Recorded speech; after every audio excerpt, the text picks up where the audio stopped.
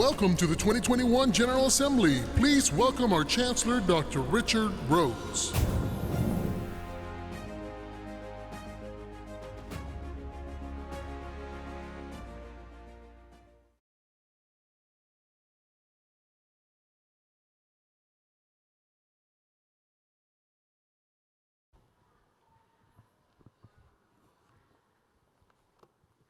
Well, good morning. Good morning, class. How is everybody? All right. Well, good morning, River Bats. Okay. So thank you all for joining us for the 2021 General Assembly. And I just have to tell you, I'm excited to welcome those of you who are here with us. And I know we limited the numbers of people who could be here, but boy, I am sure glad to see you in person today. So welcome. And those that are virtually tuning in with us, and I was just told we've got like 750 that are virtually tuned in with us right now. So thank you. And in the near future, hopefully we're all going to be together in one big room. We'll have the opportunities to interact and engage with us throughout the conversation this morning, so thank you for doing that. This is really an exciting time for us all to get together. The year ahead of us is full of promise. I'm optimistic. It's going to be a great year. But I am glad you're with us on this journey to light the fire.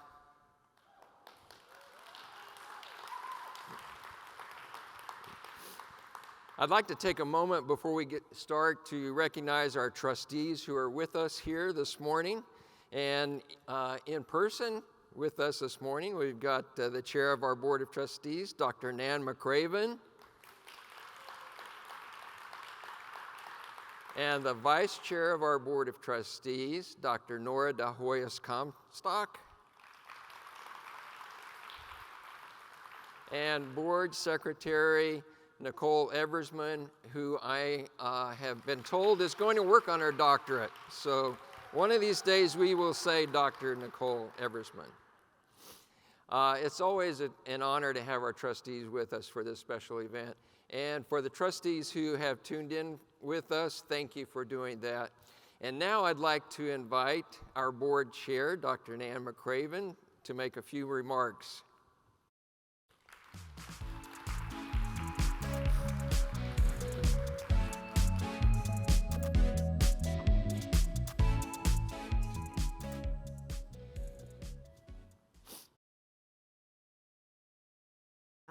I'm a little shorter than Richard, so hopefully you can see me. I'll stand on my tiptoes if I need to.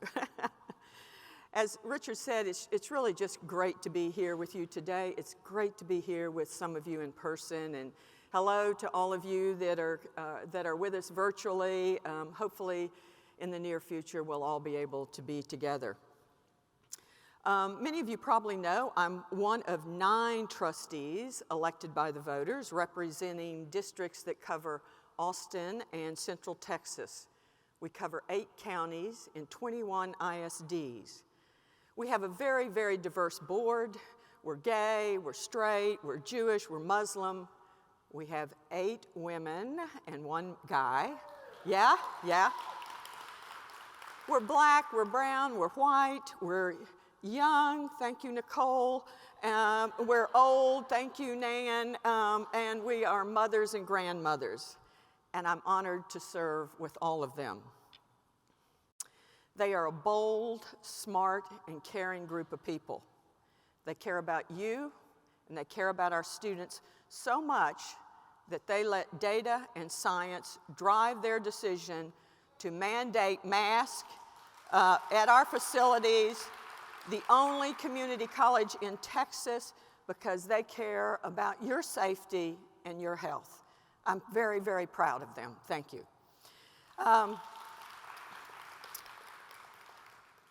I've been a trustee, this is even hard for me to say, I've been a trustee for over 20 years. And during that time, we've expanded from 6 sites to 12. We bought a mall, and what a mall campus that is going to be. Dr. Rhodes, Dr. Malcolm, and I were with the KLRU team last night, and the opportunities there are endless. They are so excited to partner with us. Over the last 20 years, we've increased from 25 to almost 40,000 students. We've increased dozens of programs. We've got trainings on technologies that didn't even exist 20 years ago. We have numerous partnerships with employers that weren't even in Austin 20 years ago. Apple, Tesla. We have a fashion and biotech incubator that provides internships for our students. We have 4-year bachelor's degrees. Thank you, Dr. Malcolm. Thank you, Dr. Rhodes. We are very excited about that. At the same time, I believe we've increased our diversity and equity at all levels, but we still have much, much more to do in that area, and I want you to know your board is committed to that effort. ACC is one of the top-ranked community colleges in the nation. We could not have said that 20 years ago, and we are at this place because of you. Thank you.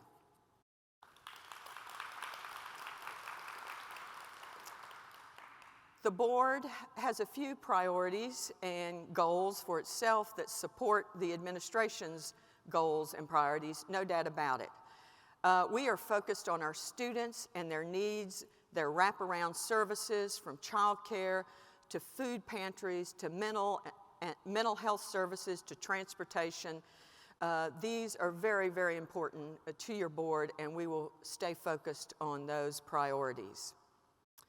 The board wants to thank you for your service over the last 18 months. You've done amazing things through this pandemic, and we're still not through it yet, as all of you know. The 4% raise was our way to say thank you, so well deserved. Again, thank you from the Board of Trustees.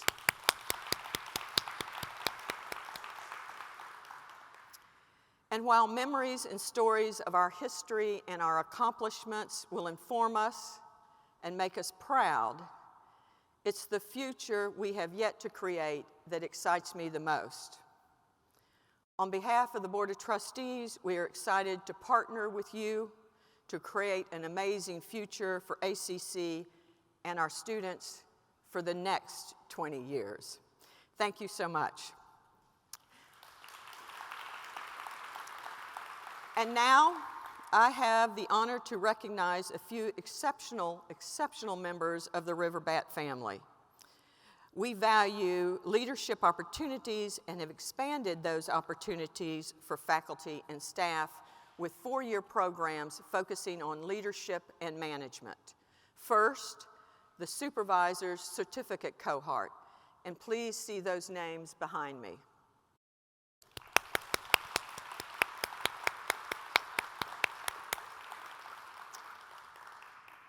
The ACC Leadership Academy Cohort. Yeah.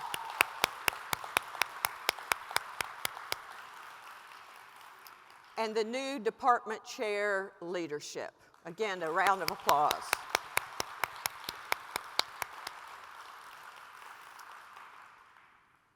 '21 is also a very special year for our Chancellor, Richard Rhodes. Richard, would you join me here on the podium, at the podium, on the stage?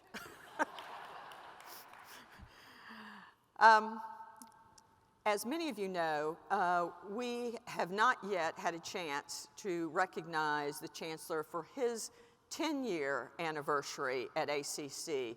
I can't believe it's been 10 years since we hired you, Richard. It seems like the other day. But it's a tradition, of course, here at ACC to present all employees upon their 10-year anniversary with a 10-year pin. And again, on behalf of the board and all the ACC family, congratulations. Thank you so much, Richard. And I think I'm supposed to put this on you. Okay, this is going to be the hard part, Richard. I'm not sure about this. Okay, here we go. 10 years. I'll let you do that, and that goes on the other side, I think. Okay. Hopefully you can get that on there. Got it? Do you need me to help you? You got it? I think so. Maybe. Okay. Maybe not. Okay, here we go. Here we go. Excuse us just a minute here. Okay, here we go. Okay, I think it's on. There we go. Another round of applause. Thank you. Thank you, Richard. Thank you. Thanks, man. Well, that was unexpected. Thanks, Nan. You know, it's been an incredible privilege to serve as a chancellor, and my honor to work with this wonderful, wonderful Riverbat community. And I couldn't do it without each and every one of you. And so I'd like to take this opportunity to say now and present a few recognitions directly to some of our incredible employees. So we've got, so Nan just announced many of those, the Learning Academy graduates, or I guess maybe not. So first, our faculty acknowledgements. We recognize the work of the faculty who seek to foster excellence and innovation. So would the following cohorts please stand if you're with us here? If you're virtually tuned in with us, you can also stand. That is the Teaching and Learning Academy graduates, and here they are. Here's a list of them.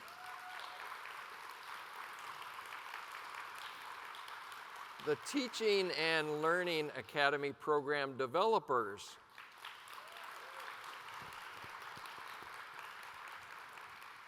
The Teaching and Learning Academy program leads. The Faculty Course Redesign Fellows. And new faculty onboarding participants. So everyone, please give a round of applause for this entire group. Next, I'd like to recognize our employee associations. We value shared governance here at ACC, and the input of our employee associations is critical to our future. With the officers of the Classified Association, Professional Technical Association, Adjunct Faculty Association, and the Faculty Senate, please stand and be recognized.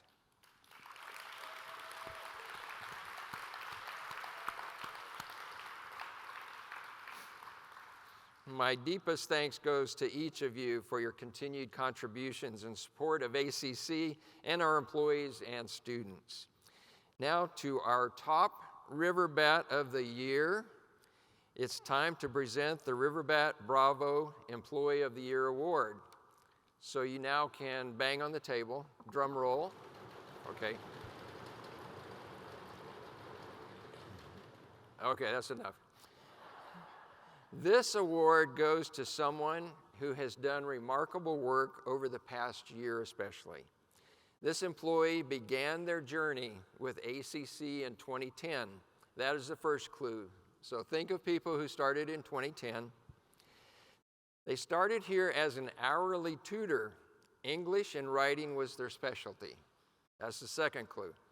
In 2012, they accepted a position as an adjunct English professor.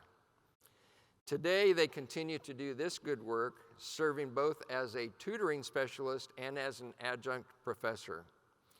During these 11 years, she, that's the next clue, participated in ACC events and workshops to support student persistence and achievement. She also has been instrumental in our equity and inclusion work. Her impressive journey has led her to host the tutoring sessions live, and that's no easy task. She also has served as a mentor of the austincc program and frequently engages with students at student life events. This Riverbat has also been inspired to conduct a student book club in collaboration with Student Life and ACC librarians, and has served on a scholarship committee at our support registration stations and with student accessibility services to seek best practices in student accommodations. She is always eager to conduct in-person and online class presentations to promote the learning labs. Her colleagues say, as a tutoring specialist, her sincerity and trustworthiness contributes considerably to the success of the Learning Lab's mission of helping students become active learners. In a personal venture, she worked to explore the effectiveness of face masks, found a pattern and material, and sewed and delivered masks to her colleagues at the beginning of the pandemic. Even afterward, she continued to make face masks to hand out to her neighbors, healthcare workers, and other community members. It is an honor to recognize our Riverbat Employee of the Year, Amanda King.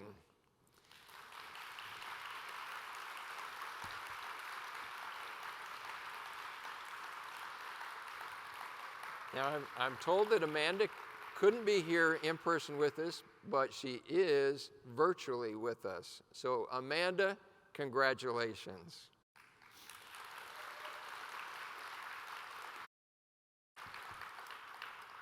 And congratulations to all of our Riverbat honorees this year. Now I'd like to present to you our 2021 General Assembly video.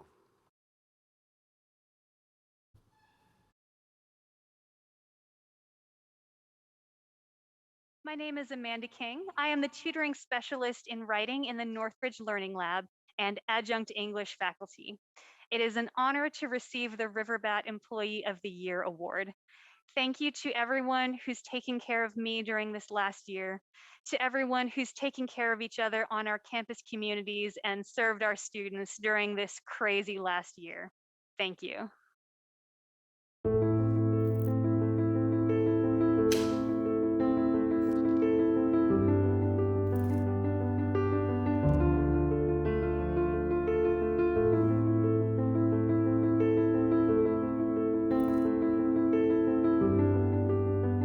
At ECC, light your fire means finding your purpose, sharing compelling stories, contributing to science, sustaining life, teaching dance, explorando cultura y lenguaje, changing lives. It means combining flavors, engineering the future,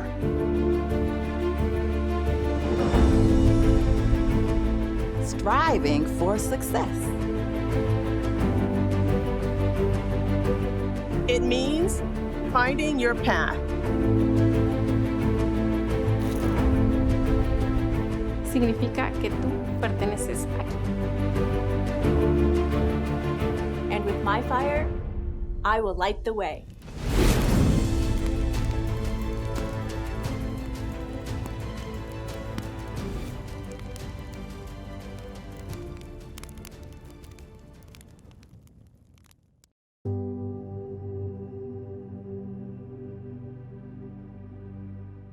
You started out at a place of trying to figure out what you were doing, right? And I think that that's where we all start in higher ed, if we're serious with ourselves about where we are.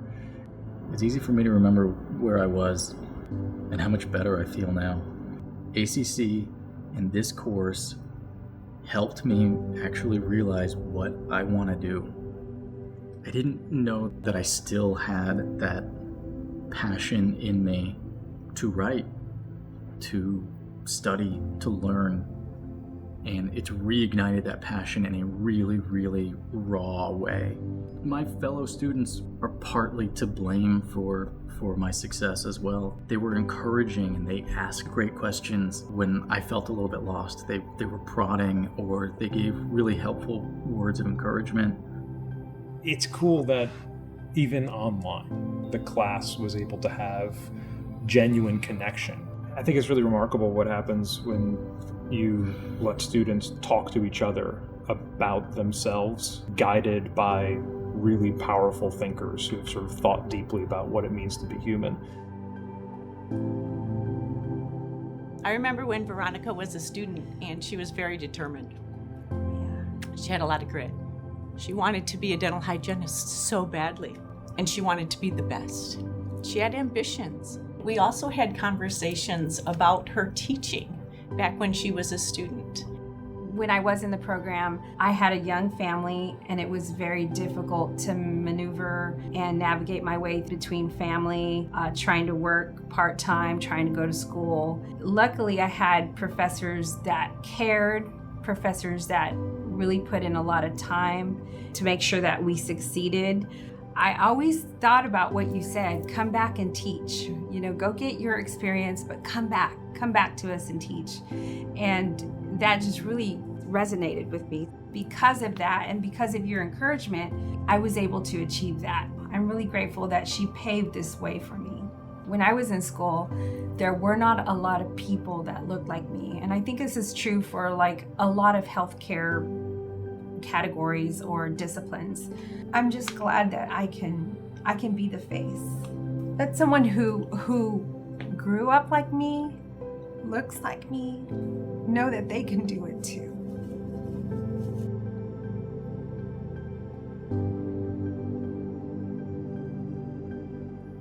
I kind of gave my power away for a while. I was a teen parent and was not expected. I was supposed to be a statistic, but I refused. When I gathered that power back, then it was never to let it go again, and that's what I want to do for my students. That fire was lit in me when I was in a dark place. So I bring a lot of my own experiences into how I teach and the environment that I try to create and that person to person, even if it's online. In essence, I'm giving back to students what I received that helped me from coming back from a really, really, really dark place. And no better way to do it than in the classroom. I want to take more classes. I have things to learn. I'm young, I want to expand my education. I feel like it would be kind of a disrespect not to take advantage of this right now to other people who don't have the same opportunities as me. As an adult learner, it was very difficult to come back, and I was very intimidated that I was going to be around all these young pups that are right out of high school. But what I love about ACC is that wasn't the case. No. While you have your younger kids, there are people just like me. Yeah. The professors that I've had have been incredible, very encouraging like yourself.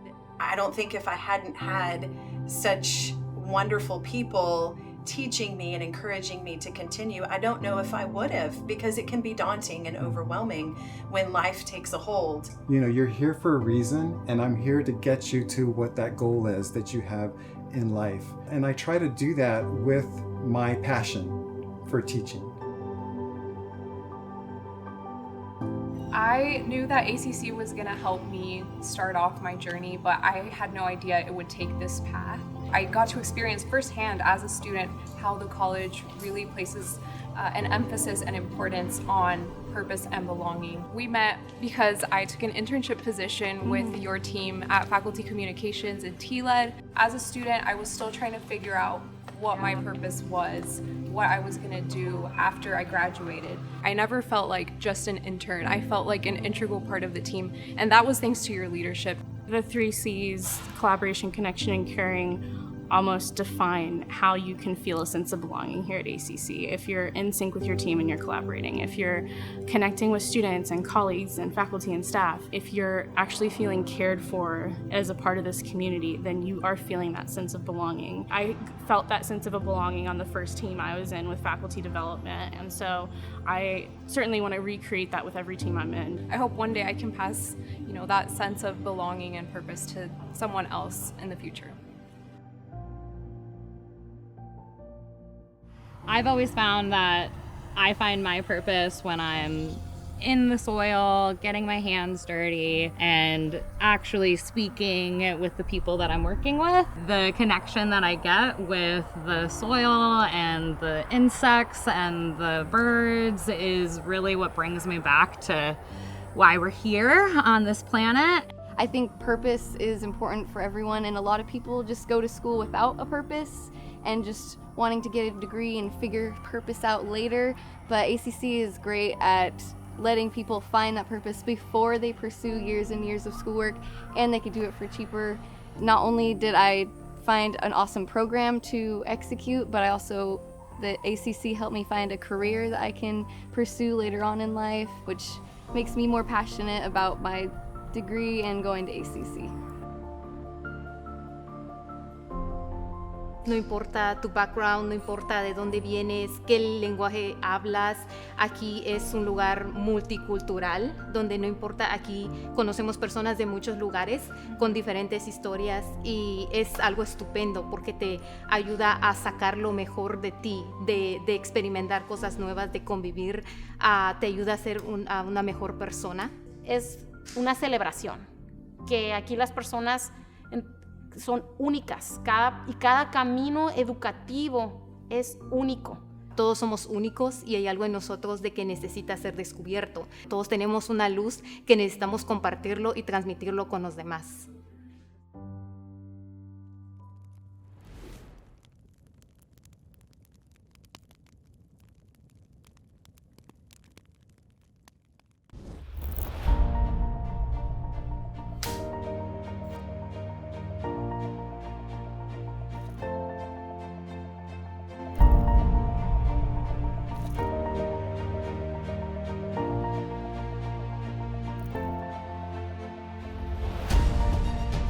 Here, light your fire means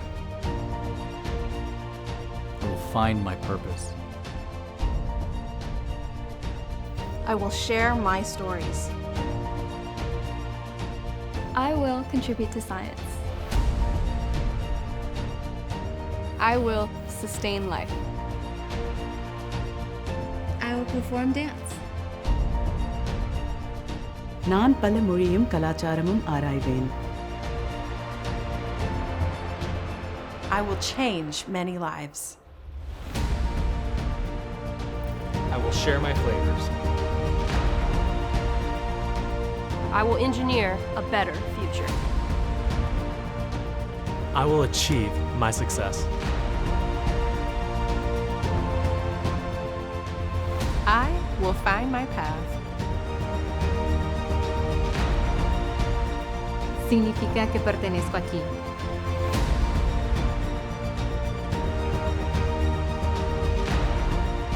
And with my fire, I too will light the way. Light Your fire. Light your fire. Light your fire. Prende tu lumbre. Light your fire. Light your fire.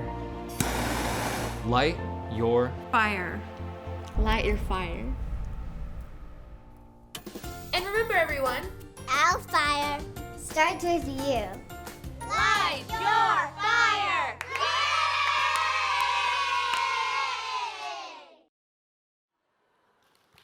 Wow.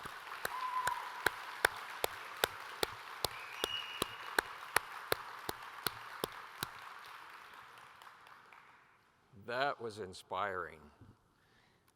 Boy, if that can't bring tears to you, I don't know what can. Thank you, T-Led, for developing that. That was awesome.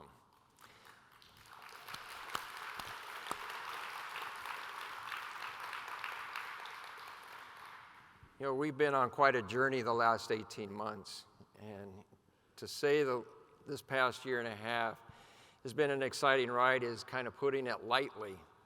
It's been full of twists and turns, and we're still riding strong. It's clear to me that the fire within each of you is already burning, and I think we just saw that. I'm immensely proud of everything I've seen happening here at ACC, from supporting our students and their successes to supporting one another. We've tackled more than I ever thought was possible. This is the fire that's in me. It's the purpose, serving our students, supporting their success.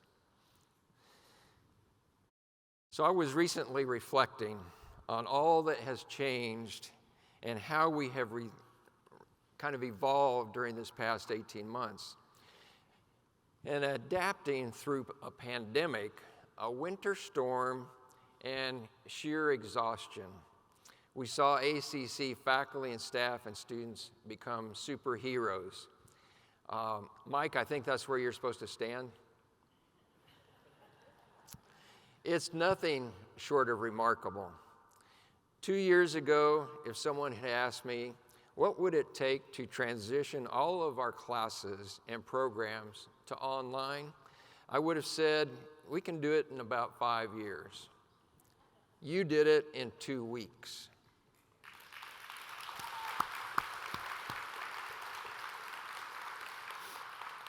We've been going strong, doing incredible work every single week, and then some. I want to take a moment to applaud you.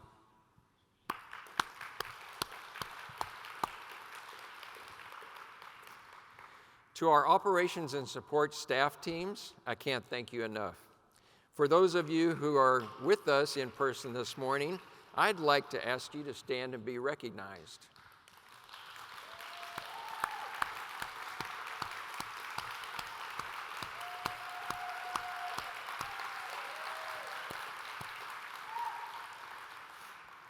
Many of you have been on site at our campuses, working every day to keep our college running. You made face masks when there were none in supply. You set up, packaged, and delivered technology to our students who had to transition to online learning. You've kept our campuses clean and sanitized and our grounds in shape. You are teams who keep us all moving forward. Our business and operations never took a break because of your work. So thank you. To our faculty, I'd like to share my thanks to you. If you're here today, please stand.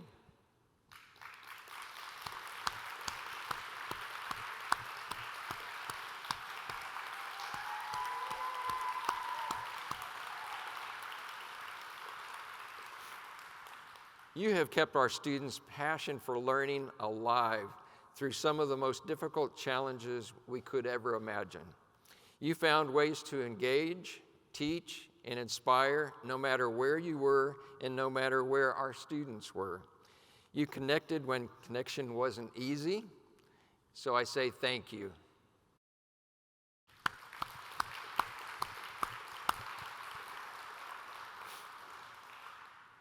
To our student support teams, you have pivoted like no others. You've learned how to do it all virtually. Then you came back in person. Then you went virtual again. And now you're back once more. You have spent the months going where our students needed you the most. So thanks to your dedication to their success, you've helped them stay on track. Every step you've taken is with our students' best interest in mind, and it shows. So thank you.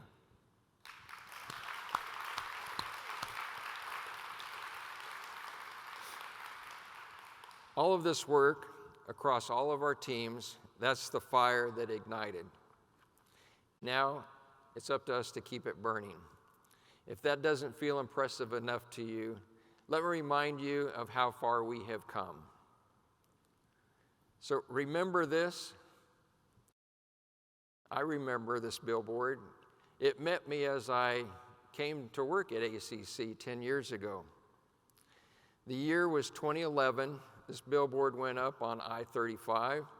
It was not fun to look at. It didn't capture all the incredible work that was happening here at ACC, but it did open our eyes to new opportunity. We didn't let it scar us. We let it inspire us. We let it shape our future. It ignited a fire in Austin Community College, and that fire became Guided Pathways. Now, if that billboard were up today, it would look more like this.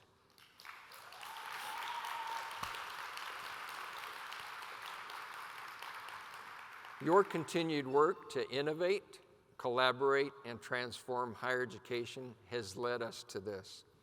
We're on a trajectory we're celebrating. 450% growth in 10 years. Congratulations, ACC Riverbats.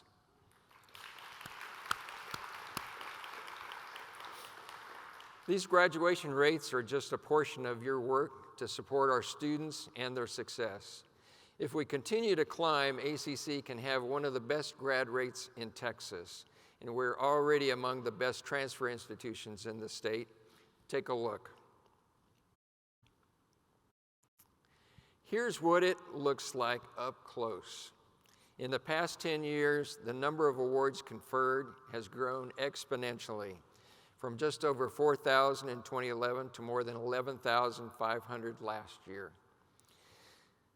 Students are completing their courses more than ever before. This next chart shows a decade of solid improvements, up 8 percentage points. And it's not just happening across the board, it's happening with intention. Our persistence rates show that students are staying on track more than ever. It's up across all ethnicities and races over the past 5 years alone. This shows us that every student who comes to ACC is going to get what they need to reach their goals. That's our purpose. So how did we get here? It happened with thoughtful planning and engaging connections. It happened because of Guided Pathways. We started implementing Guided Pathways in 2016. It was our way to get students on a journey built specifically for them. It gave us areas of study and provided clear program maps so that our students could see exactly where they were going and what they needed to reach their goals. It helped us to ensure students are learning and giving them proactive support so they can get what help they need when they need it. Through Guided Pathways, we've expanded our partnerships in every way among our K-12 partners, with universities, and with business and industry. Today, we have 14 early college high schools, and over the past couple of months, we've announced new partnerships with Tesla, Toyota, National Instruments, and the Army Futures Command. Our students are getting customized learning through our accelerators and with programs like OER and Education 1300. And they're learning out of state-of-the-art classrooms and labs district-wide. This semester, we started offering our first courses in the newly renovated Rio Grande campus. Through all of this work, our completion rates have taken off, and our graduation and transfer rates continue to climb steadily. We do all of this because it matters. It matters to the community and to each other and to our students. Just a couple of weeks ago, we actually held a casting call at ACC TV to meet with students who wanted to get more involved at ACC. More than 70 students showed up, ready to share their story with our community. They came in from all different programs, all different points in their lives, and all with a different reason about why they came to ACC. It's incredible to hear their stories, from the traditional high school graduate to the mother who's ready to pursue a career, to career changers and everything in between. I want to take a moment to play this video so you can hear directly from some of those students and see why what we do every single day matters more than we ever could realize. Camera needs to go up a little bit. Okay. What about the mic? Is it good? All right. What brought me here? Oh, wow. Listening to that inner child in me. I chose ACC because it was amazing. Decided to try to get an education to get a better paying job. I was looking to kind of fill in the gaps from my previous education to now. Which turned out great. I love it. As you might be able to tell, this is not my first go around the block. Actually, I'm a very non-traditional student. I needed to make a career change. I was delivering Chinese food for about most of my teenage and early 20s, and I was like, I don't want to do that anymore. I came actually to get my GED, I wasn't big on college. and then I decided to stay. My name's Marty Kazanjian, and I am currently a general studies, soon-to-be drama major. Where do you want me to start? I graduated college in '97 with a political science degree and went into the Marine Corps. My name is Ureli Casas, and I am an ACC nursing student. I mean, everybody that I've talked to, all the nurses that I've met that has come from my ACC has taught me so much, and I was like, I want to go to ACC. They have a great nursing program. What they've done to this place, it just like, the sim lab that we have downstairs, I work at a hospital, and the beds that we have are the same beds that I have at work.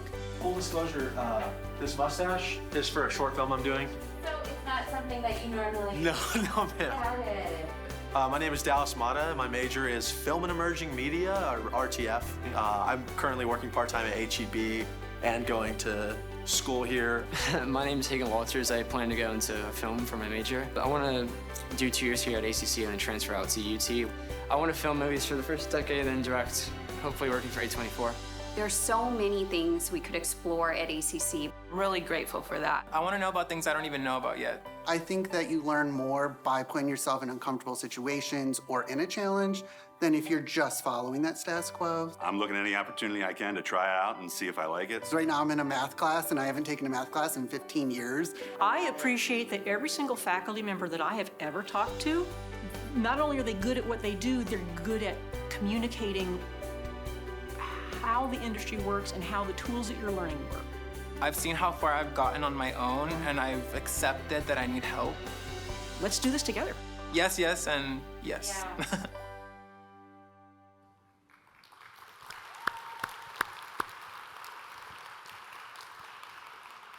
Now I'd like to welcome a few of these students to join me on the stage now. So everyone please welcome Dallas, Ureli, Garrett, and as one of our recent grads and a UT transfer student who you may recognize from our billboards and from Student Beat, Manthers. So thank you all for being here with us. So I'm going to ask you a few questions. First of all, what brought you to ACC? And I think I will start with Garrett.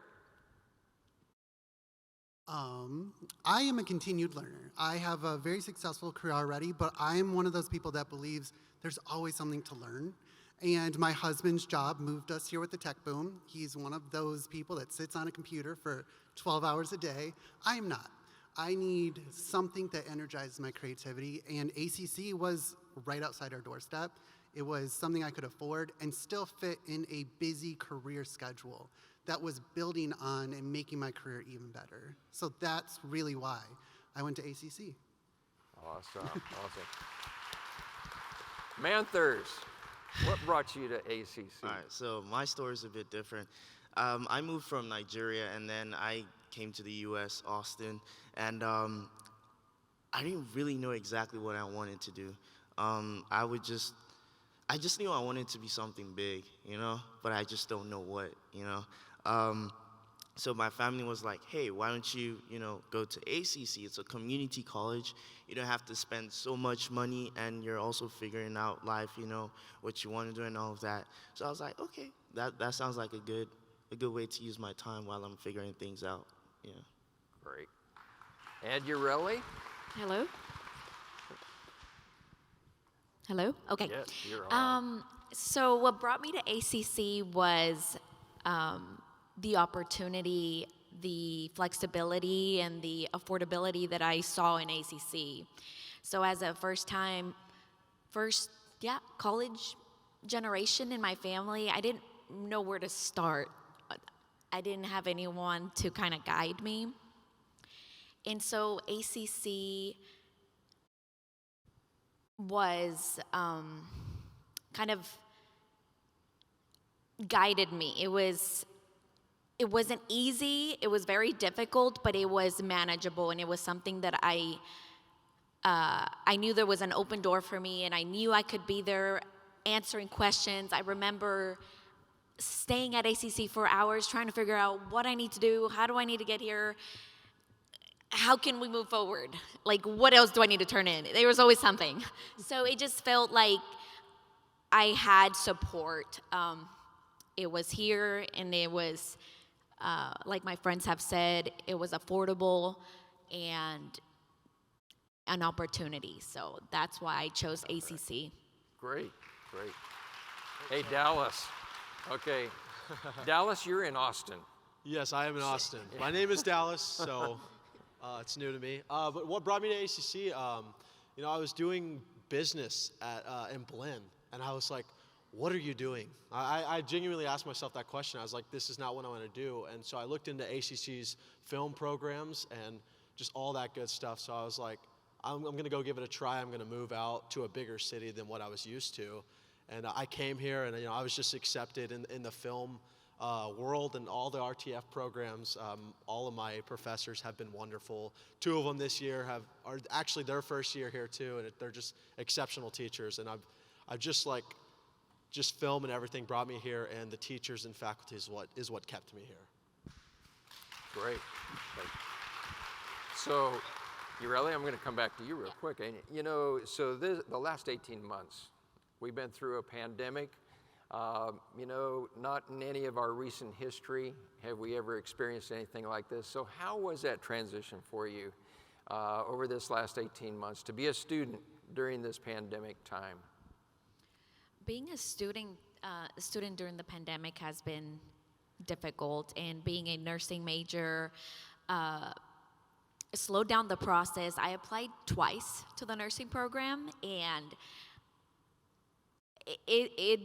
because of the pandemic, things had to slow down and shorter classes, and they had to, their acceptance rate, the numbers had to shorten because they had to make accommodations to how many students can be in the classroom, labs, and clinicals. I mean, the hospitals are not wanting extra people because of the pandemic and COVID, so it was rough. I didn't know what was gonna happen, when I was gonna get there, and I'm happy to be here, and I'm happy to be at ACC and being a nursing student, and the pandemic has just made us stronger, I think.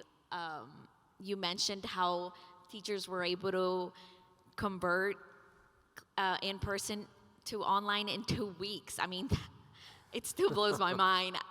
So yeah. Okay, great. So, Manthurs, you are a graduate of ACC. Yes, sir. You transferred to UT. You became a Longhorn. Okay, and so we have a new sign for Riverbat Longhorns.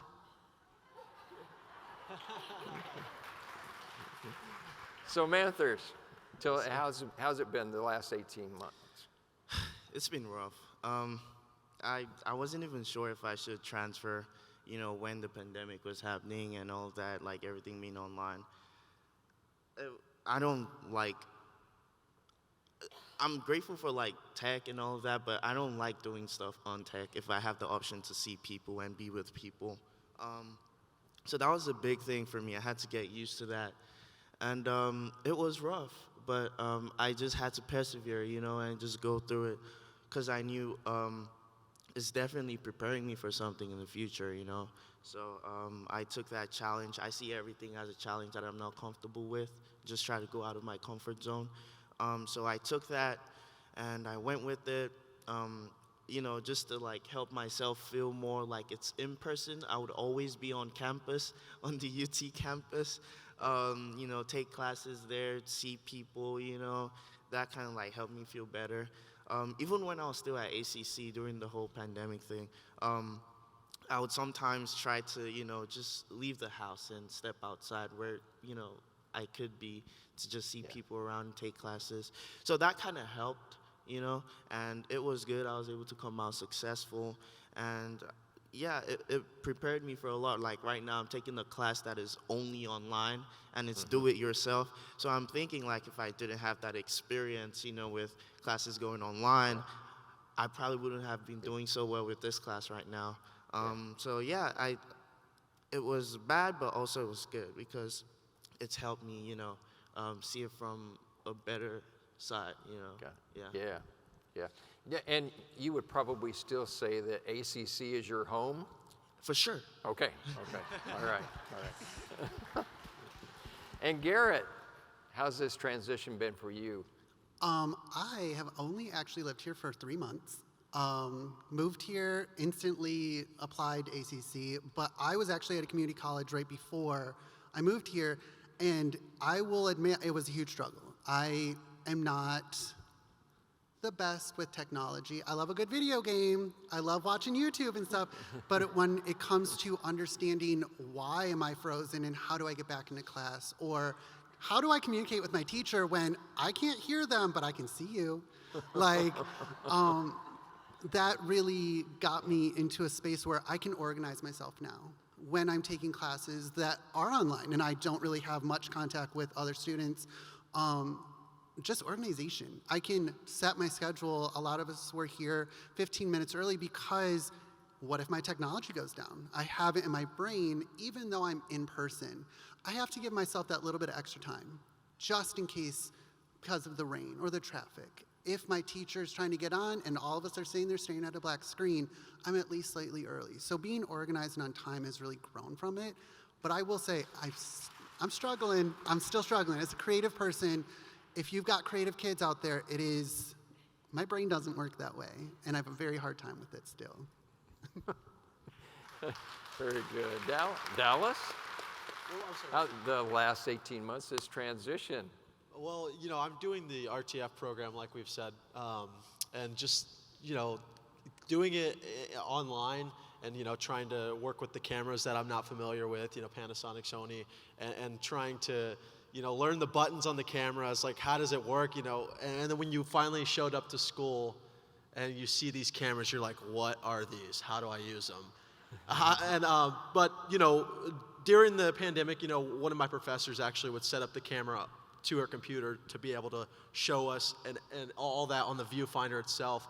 And then that helped a lot transitioning back into school these past, few months, and seeing these cameras and being able to use them and film with them. It's helped out a lot. And I'm actually enjoying all the equipment that I'm finally getting to see now that, well, I'm not going to say COVID's over. It's not over. But now that everything is, kind of getting closer to normal than it was, and just the control room that ACC has now for production and stuff, all the cameras, all the equipment, it's just so nice to see everything in person and actually be able to use it. Yeah. So keep the mic and tell me one thing. So think about, a professor, one of the faculty members, or maybe a counselor, an advisor, but somebody here at ACC that made a difference to you, made you feel like you belong here. What would you say? I actually have two of those professors I just mentioned. Can I say their names? Yeah, absolutely. We would love to have you say their names. It's actually, and it might sound absolutely crazy to them because maybe they don't even know, but Patrick Caesar and Caleb Johnson, they're two very new RTF professors here. And already I've felt like I've learned more than I could ever learn about the camera. And even though I know not even just the camera, about film industry in general, even though I have so much more to learn, but they have actually given me the drive. So a year from now, I want to actually move out to Los Angeles for a couple months while I'm young to try and figure it out. And they told me to do it while you're young, give it a try, give it a go. And they really built that passion in me and lit that fire that we were talking about again, that I thought I was losing at the beginning of this year. And so I would say those two, even though it's been 2 months already into the semester, have already given me more than they could probably ever know. Great. So, Ureli.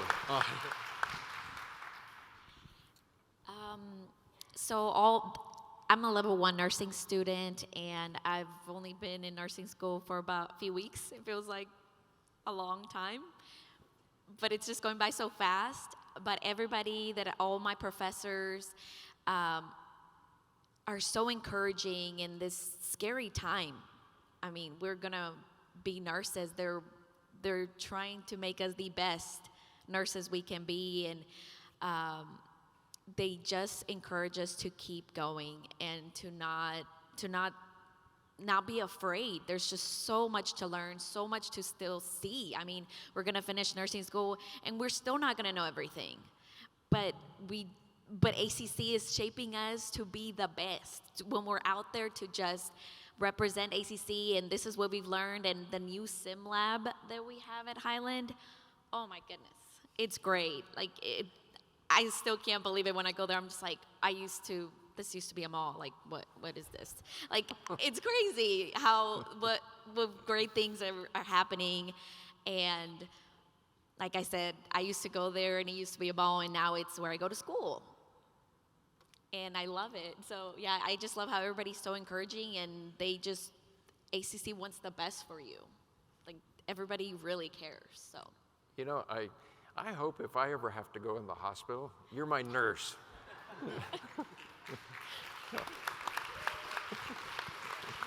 Oh, you can keep that one? And okay, so go ahead and keep that, Garrett. And so tell us, a professor, advisor, anybody that has made a difference since you've been here at ACC. I have a double whammy. I'm not great at math, I will say that. But my math class, fascinatingly enough, has a good combination of student to teacher, because everyone in our class kind of pairs up. We learn together, but in a sense of how do I relate this to my everyday life?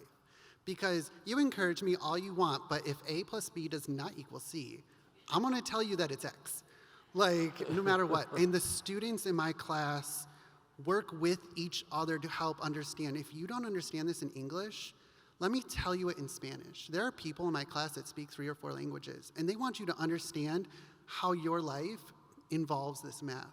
And I'm just in foundations math. I am not in anything crazy, but it's making it so I understand how to better approach math. And I think that makes me be able to look at it differently. Yeah.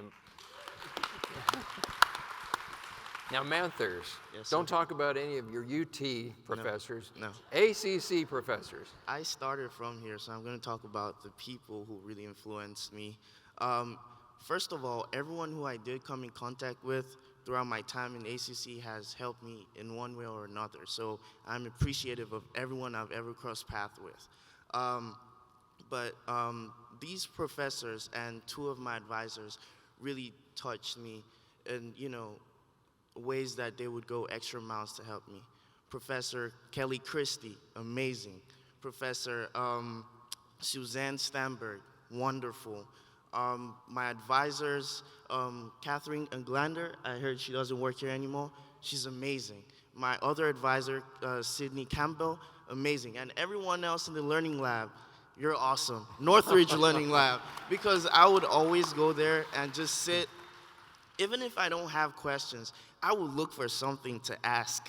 I would just want to ask something.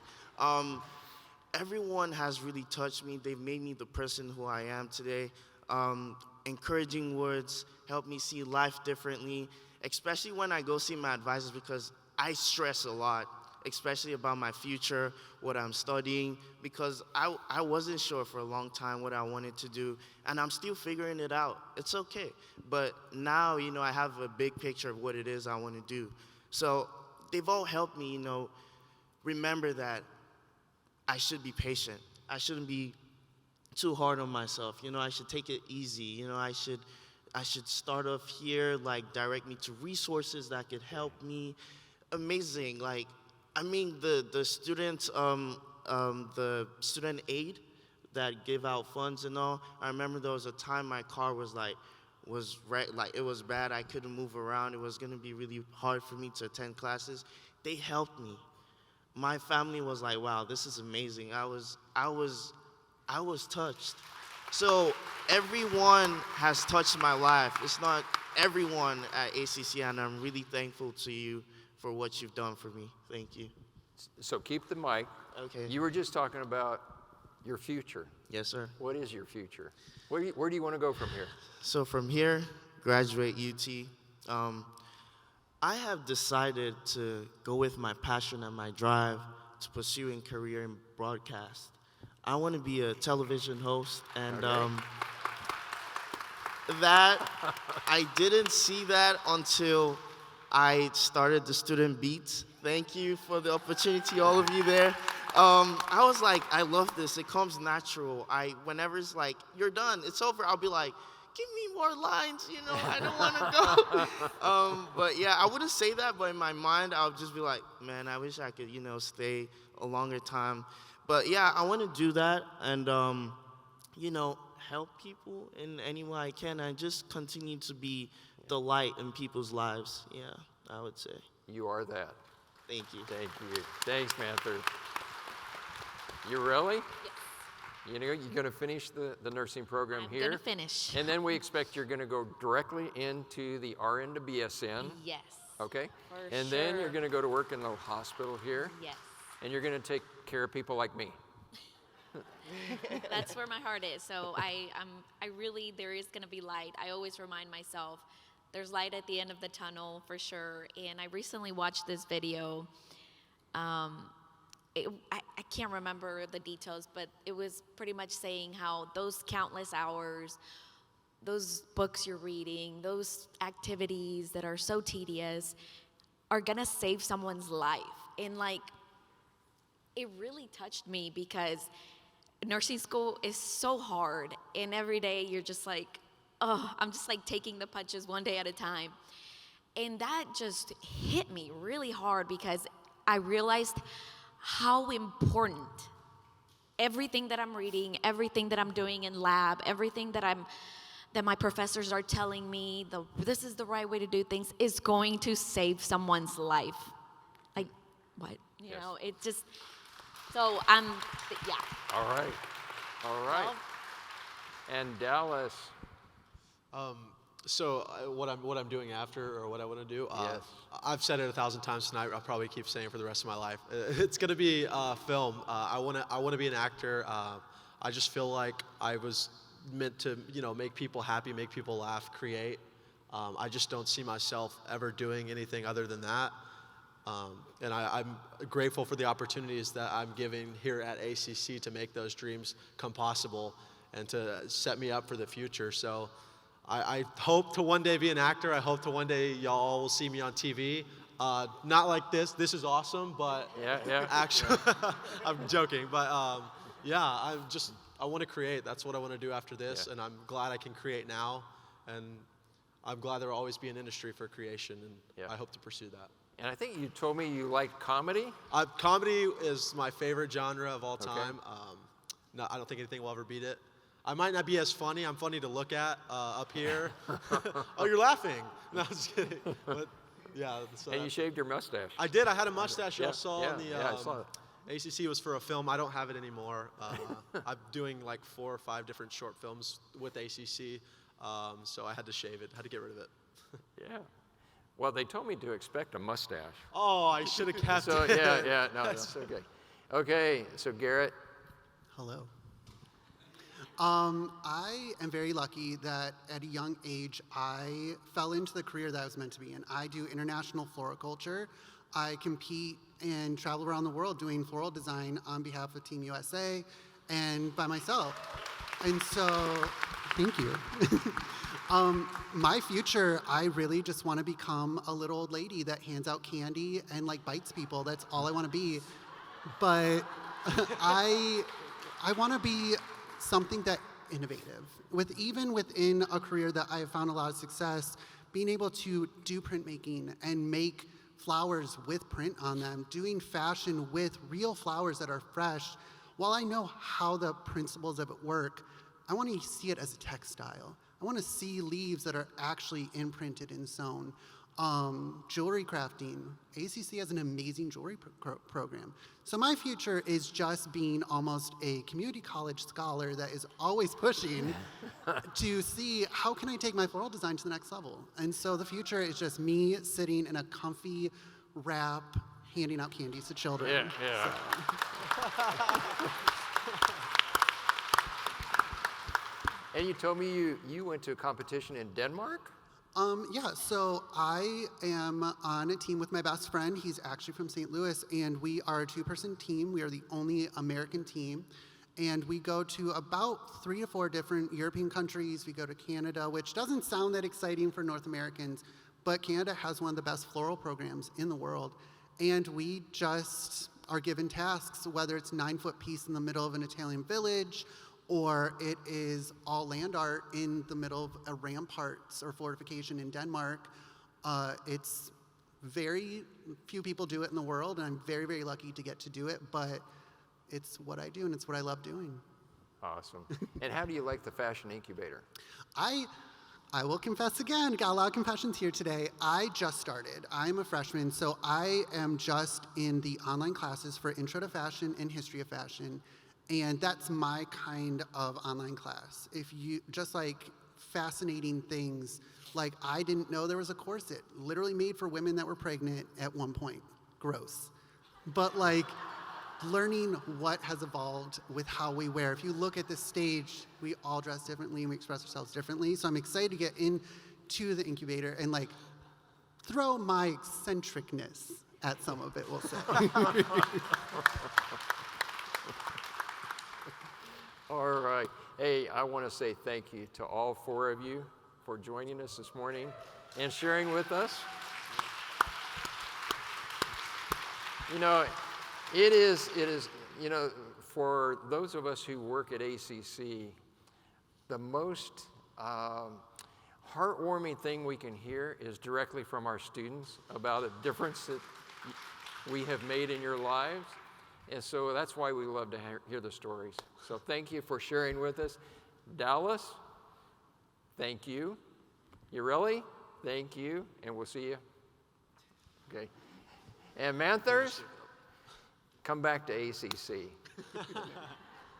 We've got a place for him, right? Okay. And Garrett, thank you. Thank you so much. So, let me say thank you. Thank you. Yeah. This is awesome. Yeah. Appreciate it. Thank you, Mathers. Thank you, Ureli. And Dallas, thank you. Give our students a hand.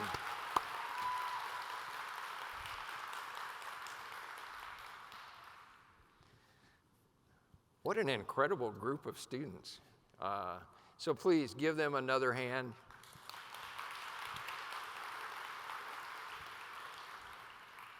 You know, hearing from our students kind of reminds me of why we're here and where we're going and why it's so important as to where we're headed. So we ask ourselves, what will it take to keep everyone moving forward, and what does success look like in the future? So everything we do is rooted in our strategic plan at the college. And it's our guide for ensuring the equity, for keeping us up to date with all advanced technologies of today, for helping us ensure an exceptional online experience, for helping us get Central Texans back to work, and ultimately increasing our success rates, all while ensuring that everyone who comes here, as a student, as an employee, as a visitor, feels welcomed, supported, and that they belong. Each year, we look at exactly how we're going to do these things, and that's the focus that the Chancellor's priorities provide. It gives a more detailed look at where we can move the needle and how we can do it by working together collaboratively. And that's what the 3 C's at ACC is all about. I believe that we are strongest when we work together as a family. We will continue to do this year ahead, and ACC is a wonderful place to learn and a wonderful place to work. So, speaking of, this is just in, we have a new quality enhancement plan. So can I please have a drum roll?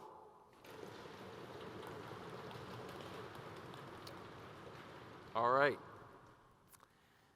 So our new QEP, I want to thank all the Riverbats, and you've got a list of the topic selection committee that put in a lot of time and effort to make sure that we pick the right topic for our QEP for our SACS reaccreditation.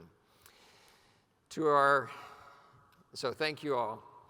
We had 4 finalists, an incredible committee, folks representing all areas of the college, district-wide, helping to pull these things together. And so I want to thank each and every one of them.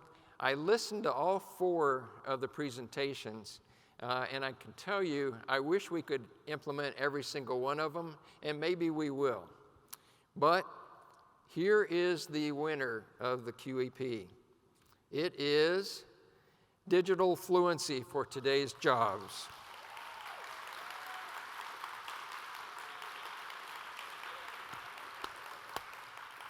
So congratulations to all the finalists, and a big thanks to everyone who submitted the ideas. And we're ready to take this to the next step. You can follow updates on our QEP website. And I'm about ready to kick it over to the 3 Mouseketeers. But before that, I just want to take one quick minute because people have asked me what lights my fire and why am I so passionate. And so let me give you just a short, brief history. When I was in high school, I was not the best high school student. I was one of those that was very distracted during high school. Things such as sports, such as girls, and cars got in the way of me being a good student in high school. I'm a first generation. And so it was hard to think about, did I really belong going to college? So when in my senior year of high school, I told you cars got in the way. I bought a 1969 Mustang Mach 1. It was candy apple red, gold racing stripes, flat black hood with a scoop, 351 engine. And I love that car. But in order to pay for that car, I went to work in a butcher shop. And I can tell you that after my first 6 months of working in a butcher shop, I said, there's got to be more to life than this. And my parents actually talked me into saying, go to the community college here. Take the basic courses. See how it goes. So I did that. And there was a certain professor, Dr. David Townsend, and did to me what you just heard from these 4 students that we had up here. He challenged me. He taught history. He challenged me. He encouraged me when I didn't think I belonged in that class. He also inspired me that learning makes a difference and that I could be a product of learning. And not only that, but he believed in me. He made me feel like I belonged in higher education. And that's exactly what we want for every single student, every single person that comes to ACC. So my fire today, you may know I have 4 grown children. I have 9 grandchildren. I know I don't look old enough to have 9 grandchildren, but I do. And just about 3 years ago, we had the opportunity to get all of our family together, took pictures. My fire that lights me is to take a look at those pictures of my 9 grandchildren and to say, what type of an environment, learning environment, do I want them to experience? And I catch myself thinking, I want them to have the learning environment and the experience that every single student at ACC has because of our faculty, our staff. The passion that burns within you makes a difference. It makes such a difference that people like me who have grandchildren or people like me who have children, they want their children to come to ACC. And so I conclude and say thank you, thank you, thank you for making that fire come alive. Now, let me introduce the 3 Musketeers. So we've got Mike Midgley,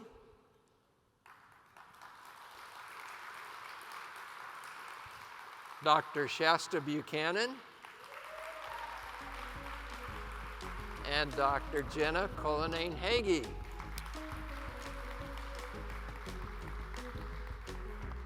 All right.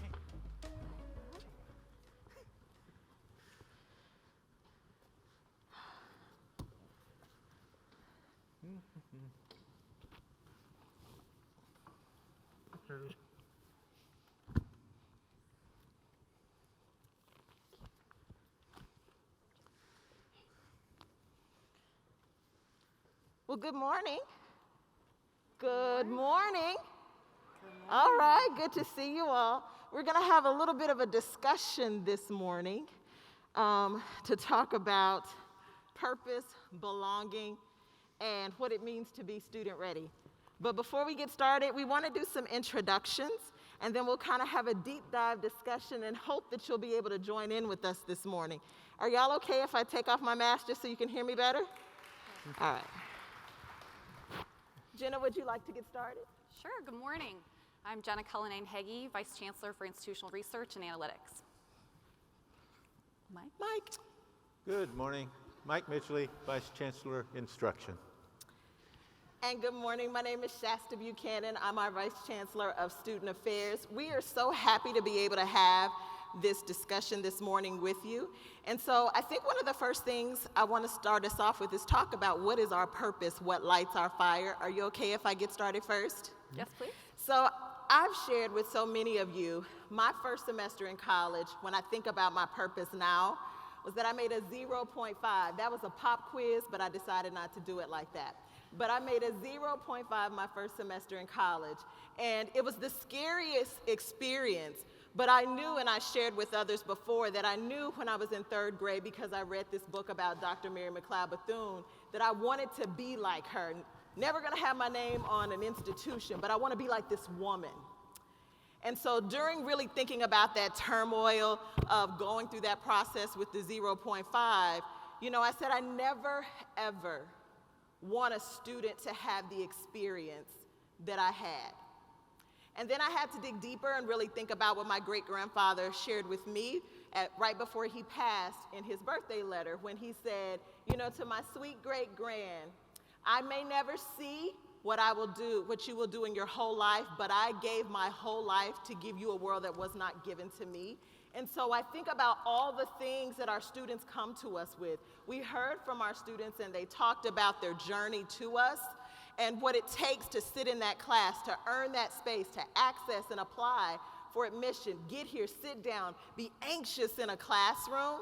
They earn that opportunity to be in that space, and by golly, it is our job to ensure that they stay there and complete. So that's my fire, that's my purpose, because I want to ensure that we give our students and continue to give our students a world that is so much better. Jenna? Yeah. So I had the classic light your fire experience first semester, my freshman year of undergraduate.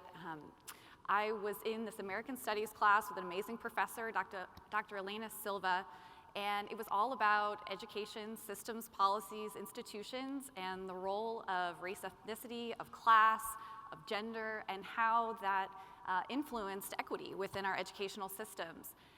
So we're reading Paulo Freire, and at the same time, I'm volunteering in a deeply under-resourced elementary school in inner city Oakland, and it set me on fire. I was so passionate about what I saw, and it really wasn't fair that there were some students who had a lot and some that had so little. And there were so many challenges that those students brought to the classroom, and I felt like we need to support the whole student. And so since then, K-12 higher education, I've wanted to bring my policy skills, data analysis, to help inform educational leaders and all of us within educational institutions to understand what's actionable, how do we understand our successes, how do we understand our challenges, how do we make sure every student has an equitable opportunity to raise their aspirations, have the courage, dream big, and for us to help deliver not only access, but successful outcomes for every single student. So that's what I'm excited about.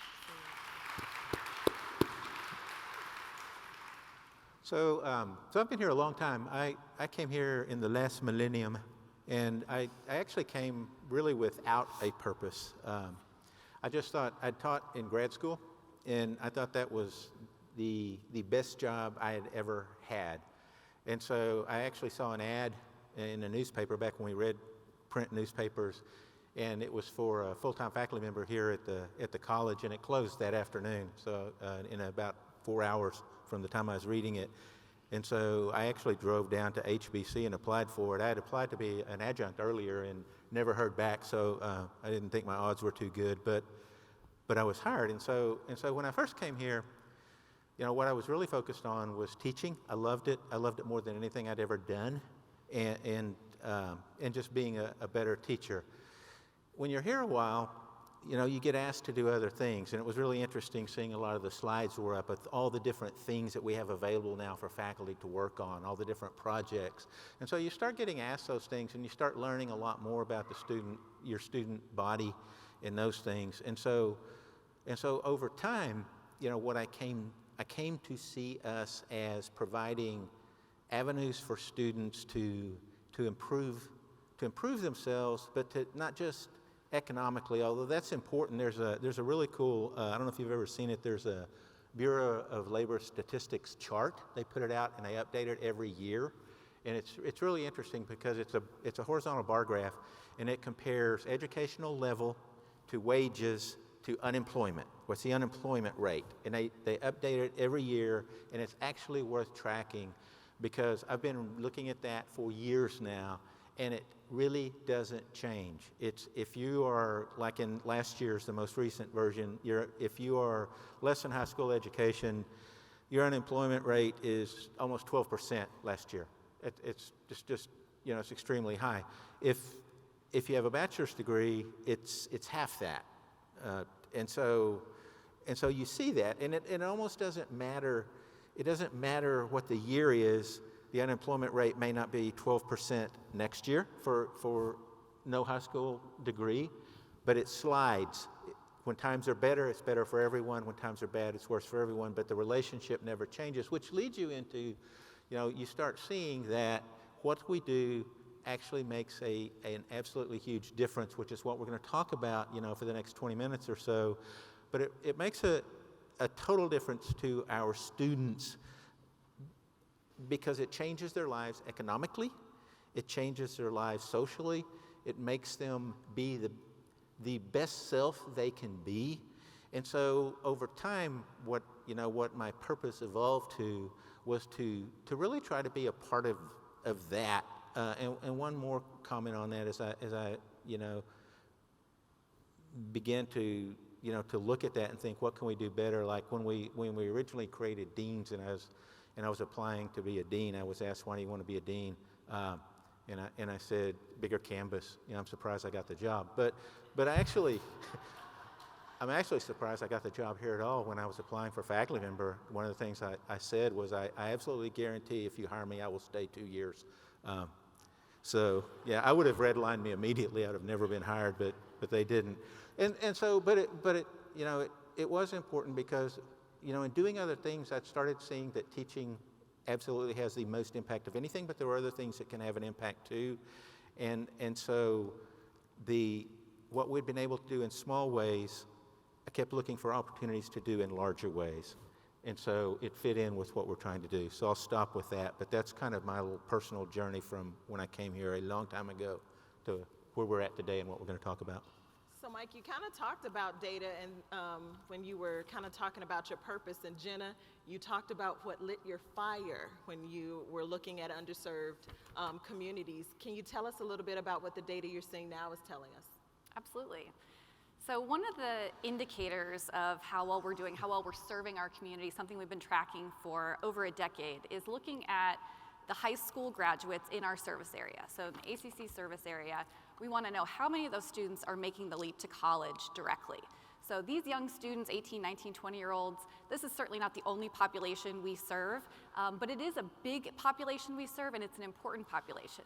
These students are most likely to come to college at any age. If they're young, most likely to come, most likely to persist, most likely to complete.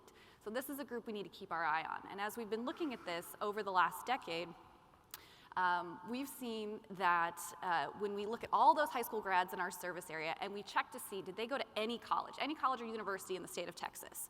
At this point, 53% of those high school grads, we don't find them anywhere. They're not in college anywhere within the state of Texas. Yes, a few percent are going out of state, but what this tells us is about half our students aren't making that leap, aren't reaping the economic benefits, the social benefits, the health benefits, the civil society benefits of higher education.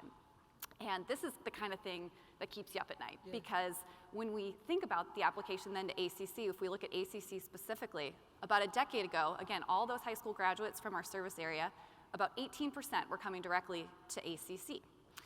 Over that period of time, the year before COVID, we had about 14%, so it's been going down. This is something we've seen across the state, across different regions. Down to 14% the year before COVID. COVID hits and we fell to 11%. So 3 percentage points might feel small, but this is many, many thousands of students who are our neighbors, they're in our community, and they're not making that jump. And we have a lot of urgency around trying to find those students, support those students to come be with us. Another source of data that we've been looking at recently is what we call a non-matriculant survey. So in this case, non-matriculant means students who said, I'm interested in ACC. I started an application, I maybe finished an application, I maybe even turned in all my forms, did my immunizations, I did all the things, but I never showed up that first day of class. So people that we lost somewhere along the way. And we asked them what happened. We wanted to survey them and understand, and we were expecting people to say, well, ACC was maybe a backup school. I actually went on to a university, or I decided something else. Some other institution was a better fit for me. But what we found out is 3/4 of these students, 76%, when we looked, they were not enrolled at any other college or university in the country. This is 11,000 students that had the courage to tell us, I'm interested in ACC, I think college could be for me. But they didn't ultimately get the support, or they were worried about finances, or they were worried about COVID. And so this is where I hope that we will continue to focus, so that we open the front door, whether that's virtually or physically open the door to those students so that they can come in and be part of the Riverback community. Yeah, a lot of what you just said, Jenna, resonates with me, and some of the things that we're seeing and reading now in the news and in the media about our men and them finding their place and overlooking college as an option. They're trying to figure out, is this right for me right now? Will I belong? Or is there something else I need to be doing right now? And so, as Jenna's talked about that data, you see it, we're seeing an 8% decrease in male student enrollment at ACC in the most recent year. So it really goes to that conversation about purpose, belonging, and where we're moving next to is being student ready. So I've spent a lot of time, in communications and student affairs. We've started that conversation about what does it mean to be student ready. We put that wonderful label on our students, whether they're adult or whether they're direct from high school, and we have this conversation about, are they college ready? So we point the finger at them. It's what everybody does. So we are taking a strong stance as a college to say, what will we do to continue to be student ready? And so that's kind of where we're leading in our conversation now. So Mike, I know you wanted to share a little bit about, as we get started in this discussion. Yeah, and thank you, Shasta. And we do talk a lot about students being college ready. In fact, when I first came here, that was frequently a topic of conversation, because at the time, as community colleges, we sort of were built on the idea of access. And if you go back and you look at our history, we're at a transition point right now. And we're well into the transition point, but when I came here, our basic idea for most of us was, if we create access for students, they will come to us, and if they are college ready, they will succeed, and then they will move ahead in the ways we want them to do that. And so, that's what we focused on. And the usual stuff, TSI scores, ability to write an essay, math skills, work ethic, all of that. And all of that matters. Actually, all of it is important. Our students need the tools to succeed, and those are a lot of the tools. But like I say, we're evolving, and rightly so, because what we found out over time was that access by itself isn't necessarily enough for our students, because our students don't necessarily come to us college ready in the way we thought about it then. They don't come to us with complete TSI scores and ready for classes. They don't come to us with adequate time to involve themselves in a full load and not be a part-time student. They don't come to us able to do all of those things. So community colleges, and us too, we've begun to evolve into saying access is absolutely critical. It's a key part of what we do. But we as institutions, and this is what we'll talk a little bit more about, we can't simply expect students to be college ready. We have to be student ready as a college to help them get there in a wide variety of ways. And I think we're getting there.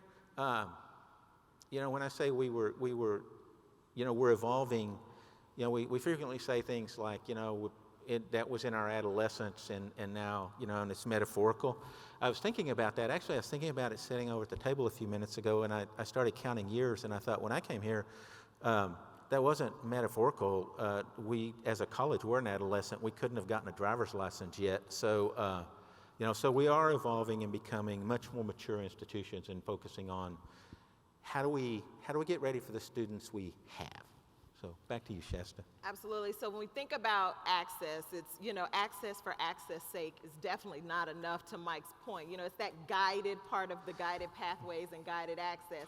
So my question now out to the audience that's here with us. So remember, we're educators, so we have pop quizzes and questions and all of those kind of good things. And even for those of you in cyberspace that are with us online, what does being student ready mean to you? So put it in the chat, and we're gonna hear you out here, or stand up. There'll be mics coming around. What does being student ready mean to you? And we don't want to just hear from student affairs and instruction. This is all of our jobs. So HR, business services, IT, campus ops. What does being student ready mean to you? I see a hand because I was going to start calling on people. We're coming. Here's a mic coming for you. You can say your name. My name is Eliana De La Garza, and I work with Career Services. And so to me, being student ready is truly having an empathetic view. The better you understand where people are coming from and being in their shoes, the better you can understand their obstacles to education and getting those services they need to succeed. Absolutely awesome. Thank you, thank you. Anyone else? I'm getting some great responses in the chat over here. Being student ready is staff proficiency in connecting students to services ACC has that meet students where they are.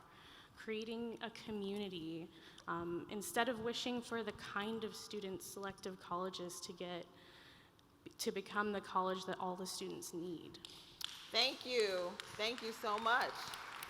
I think we have I'm Ann Palmer, and I'd be happy to have the opportunity to talk to you.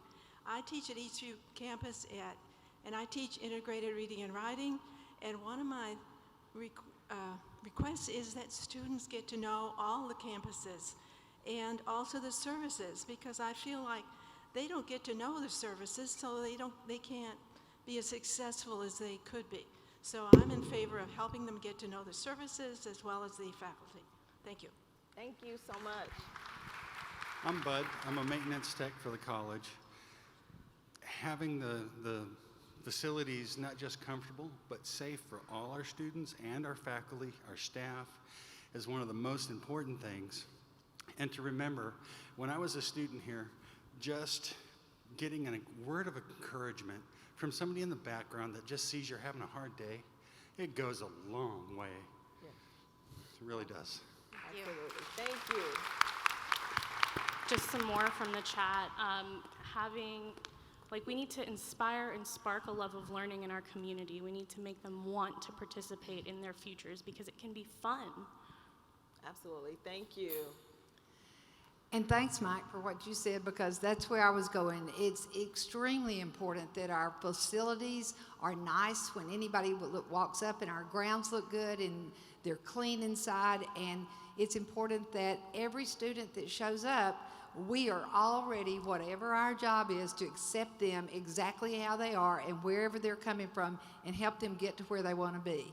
And when we see them and they're lost, we stop and say, hey, can I help you get where you need to be? So it's about us helping them. We need to be ready for whatever they bring us. Absolutely. Thank you so much. Do we have one more in the chat before we continue? Sure.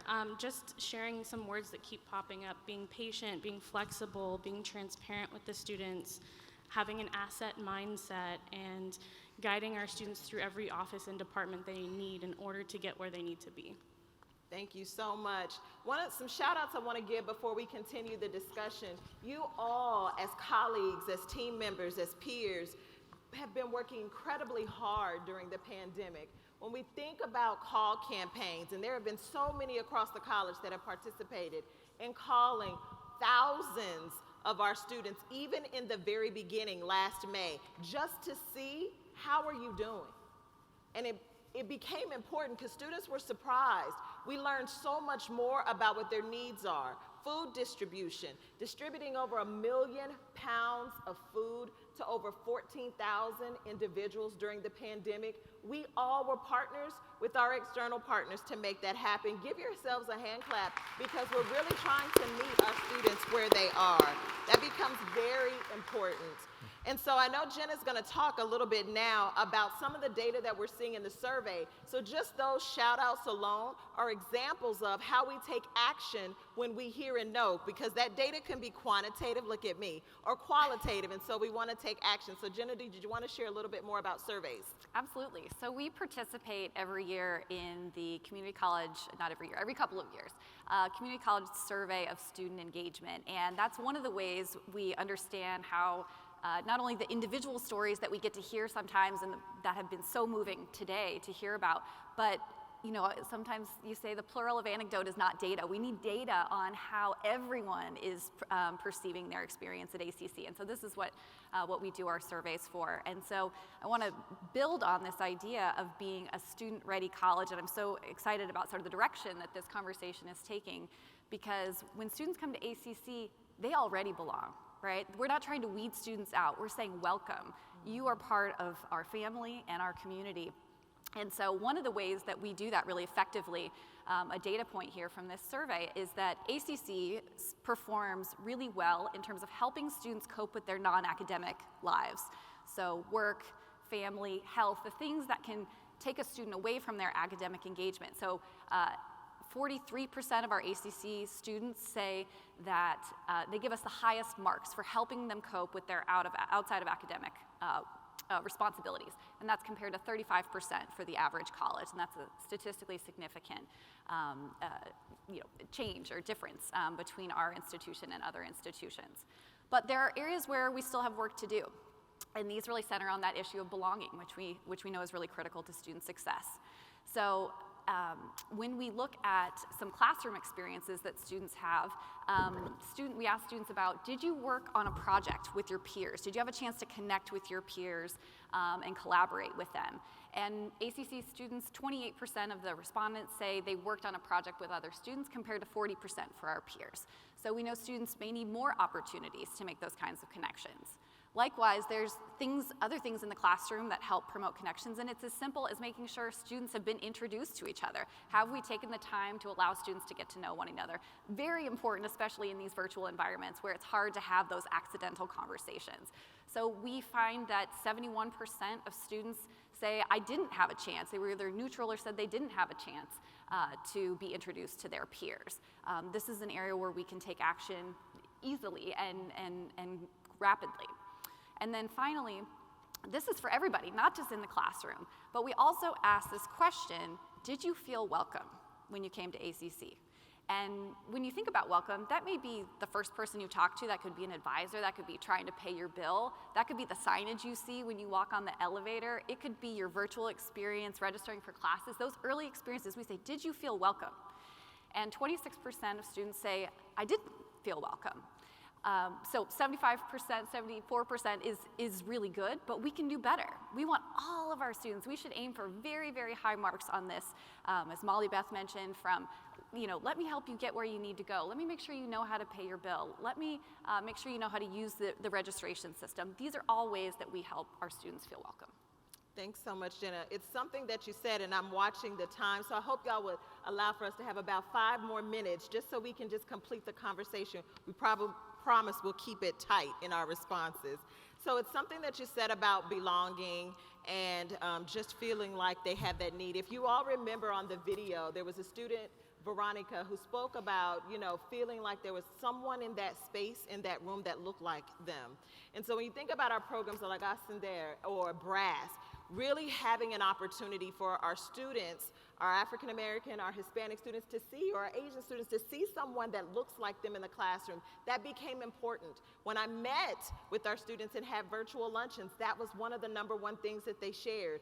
Also about having financial support.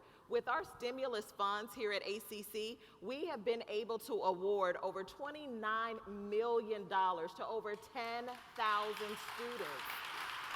And that, absolutely, that was not out of luck. That was a lot of collaboration in those 3 C's. That was student affairs, enrollment, the foundation, business services, IT, all coming together, not with the conversation about, well, this is the way we've always done it.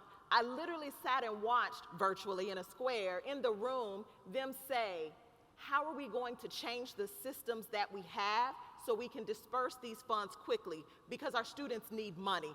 They don't need us wasting time talking about what the process is. So it was very important, and so I so appreciate our colleagues for that. Also having scholarships and financial aid and directly outreaching to our students and talking about what it means to have their education financed so it's not a mystery to them, and being able to support. OERs, we have saved our students over $9.7 million. We hear you, students. We're just not listening to surveys and not taking action to the data we see. We are so excited to be able to reduce and make that cost 0 to you, and being able to give that back to you to support yourself and your family. And I also want to share about Career Scholars. We've made a number of announcements about Career Scholars. It's a $5,000 first dollar scholarship for students that are interested in high demand careers throughout our service area, whether they are adult students or whether they're coming direct from high school. We want to be their support for them. We have so many different named partners, HEB, Samsung, Michael and Susan Dell Foundation, and most recently we announced NI, who's awarding and naming 4 students within Career Scholars, where those students get an additional $72,000 a year because they're working, and the partnership to help pay for college between ACC and NI. So we are working hard, and the data is showing the success of the students in terms of being able to help them, that going from fall to spring, that persistence was over 90%. That's 15 percentage points higher than students who were not Career Scholars. For our students, absolutely. It's been amazing to watch them just be dynamite. And then now going from fall to fall, that persistence was over 80%. That's 30 percentage points higher than our students who were not Career Scholar students. So again, our great philosopher Matt Figg always said, when you meet the students where they are, you hear them, you listen to them, you give them space, place for belonging and understanding, they will rise to the occasion, because all they needed was you to understand what the need is and for us to meet them there. And so that becomes very important in our conversations, and I know Mike wanted to talk a little bit more about that belonging from the standpoint of academics. So, did you ever see the movie Hoosiers? Old movie? So, yeah, where'd that come from? Okay, so think back with me to Hoosiers. They're in the gym, and Jimmy, the local star, won't play basketball. Okay, Gene Hackman brings out the team. There are only 5 of them dressed in their 60s basketball uniforms, and they're at a tiny school, and so the 50 students in the stands start chanting, "We want Jimmy, we want Jimmy, we want Jimmy," while the five folks that came out for basketball stand in the middle of the floor awkwardly at that point. And Gene Hackman, their coach, says, "These are your students. This is your team. these are the folks who came out. This is the team we have. And so I thought about that the other day when I was thinking about being student ready, because, you know, we think sometimes of the students we wish we had, or the students we deserve to have.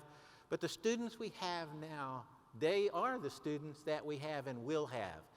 And I think that's a really important point for us, because as you saw from the panel we had and from the videos, if we meet them halfway, they can be really, really good students. We have to help them become that.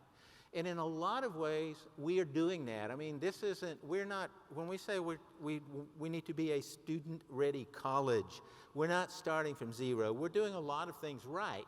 We have a lot of areas we need to improve in, but we're doing a lot of things right. Now, and a couple of examples of things that you know that we're doing. We're a Pathways College. Dr. Rowe talked about that earlier. So, but that's important for us. That was an important step for us to do. We have, and there's been a lot of discussion about the different types of supports we have for students outside of academics. A decade ago, that wouldn't really have been in the discussion. We would have considered that not part of our mission. That isn't part of what we do. Well, it is. It has to be part of what we do, because it's part of what our students need to be able to succeed. So we've begun to change, you know, the way we look at what our mission is. And here's a couple of examples of things that we wouldn't have done in the past that we're doing now, a big one and a small one. And a big thing that we're doing is we're in discussions right now about developing a wellness center for students, including mental health components, at Eastview, probably one of our campuses, and that won't happen immediately, but over the next couple of years, I believe we will do that, and we'll bring that up. And a decade ago, that wouldn't have been part of the discussion. We need to do that. Big things we can do. There are small things, too, that we're doing as well. Small item. Last year, during the pandemic, we implemented a student technology support group to make sure students had the right technology and that they knew how to use that technology, and they had a help desk for students that they could do that. I mean, we sometimes think, technology is sort of the water we swim in and the air we breathe in many ways. You know, we think that way, but it isn't that way for all of our students. And so us having an immediately accessible avenue to get technology and to learn how to use it is an important next step. And the fact that we had to do it because of the pandemic tells us we weren't thinking before about that being part of our mission. It's not a pandemic issue. It was what started it, but it's an ongoing issue.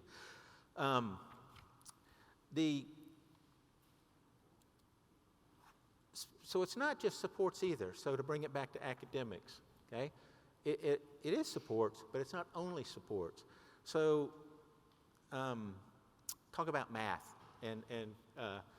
So Carolyn, I know it's going to be more nuanced than this. You can email me later. But so a few years ago, this is what we did with math. We had 3 levels of developmental math, and then you could go take college algebra.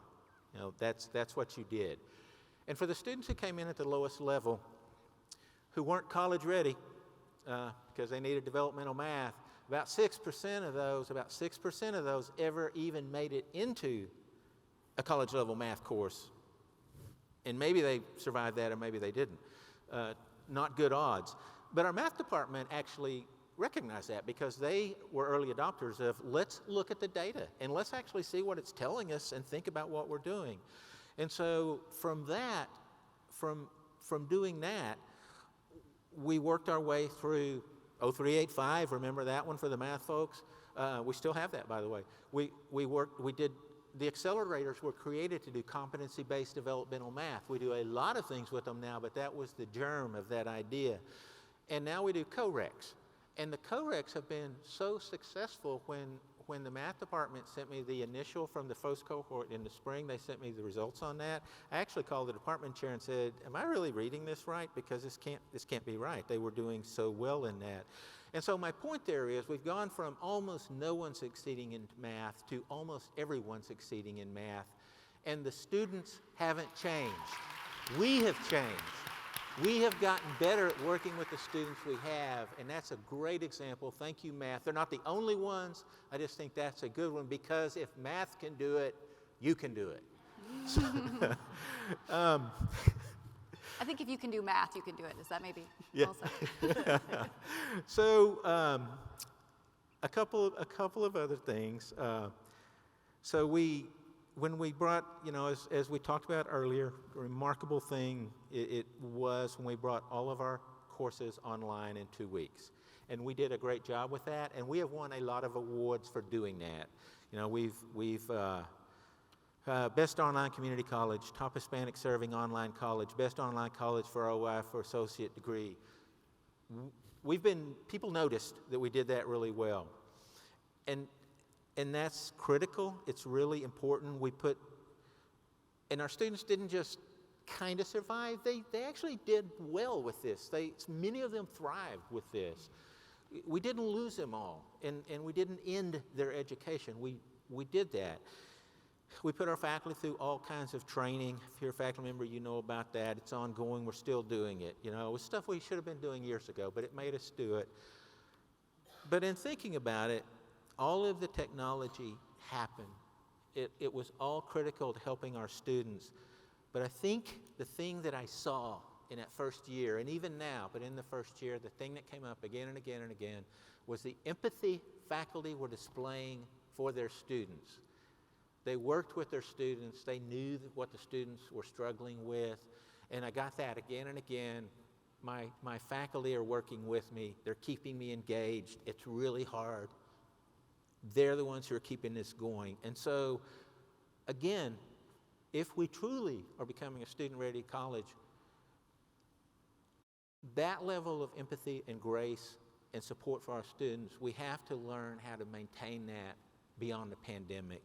We do. And I think we can because we're well on the way to doing that. I could go on and cite a bunch of other examples. You could too, a lot of other things. But I think that, and we could also all identify areas of improvement, and we will. And we'll do that.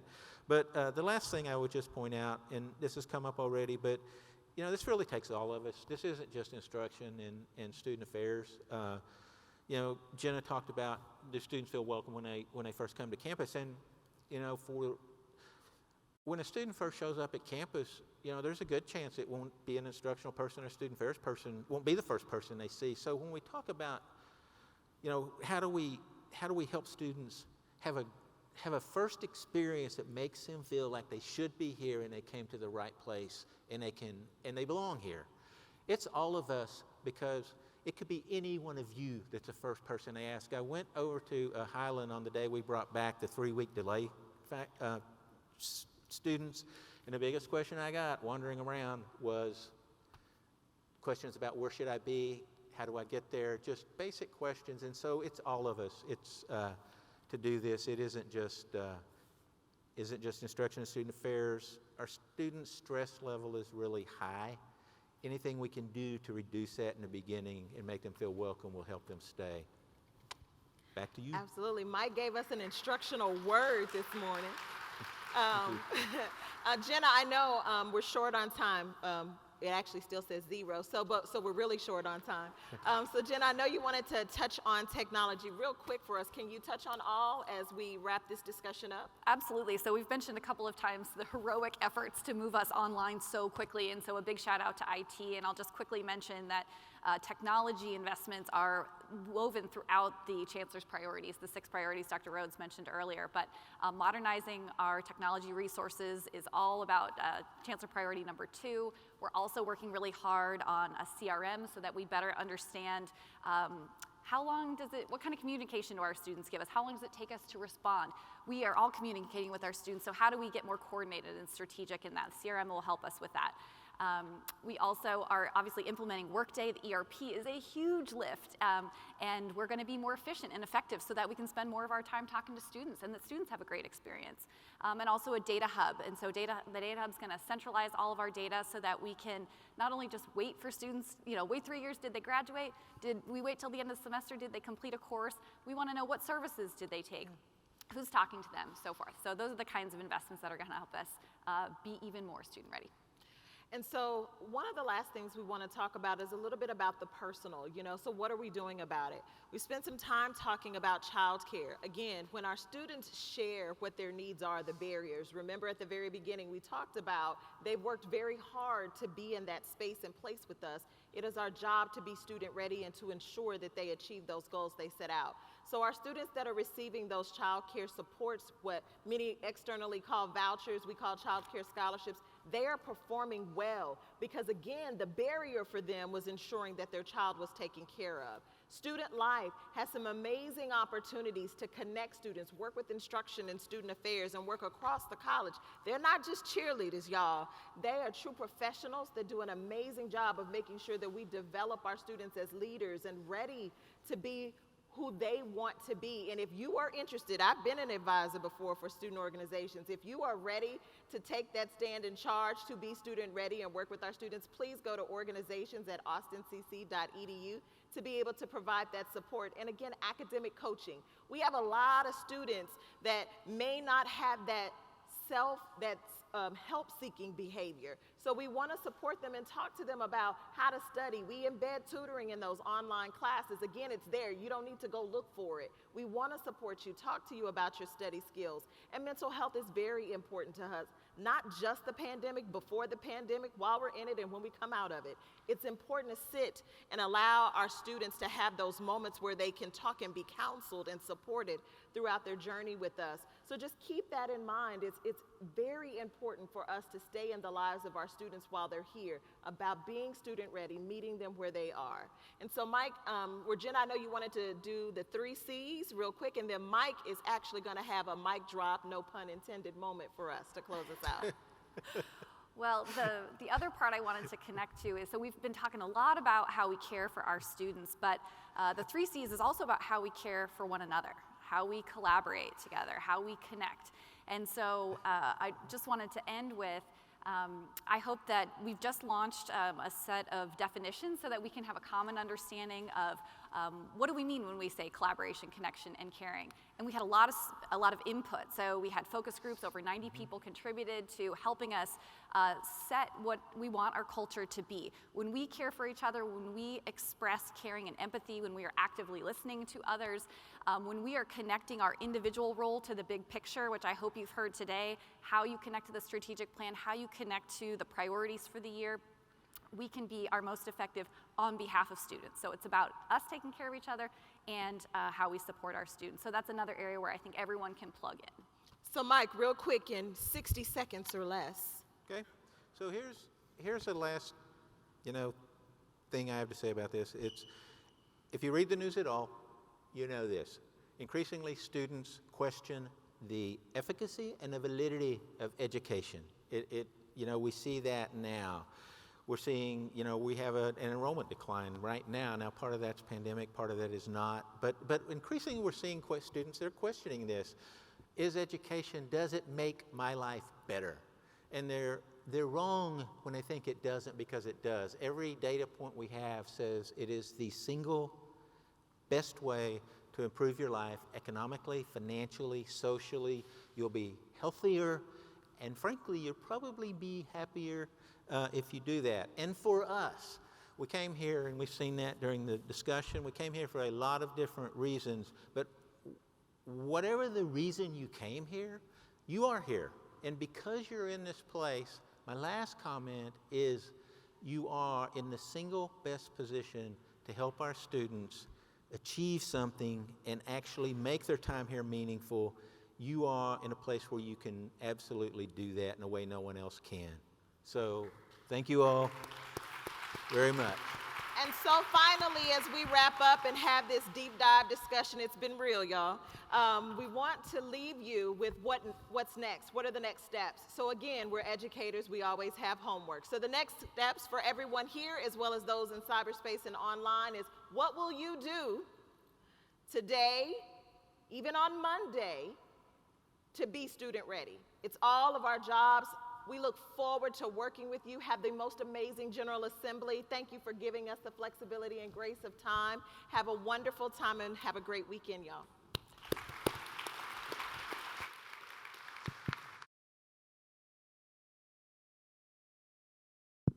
Thank you so much to our Vice Chancellors. We are going to take a quick 5-minute break before we welcome our keynote to the stage.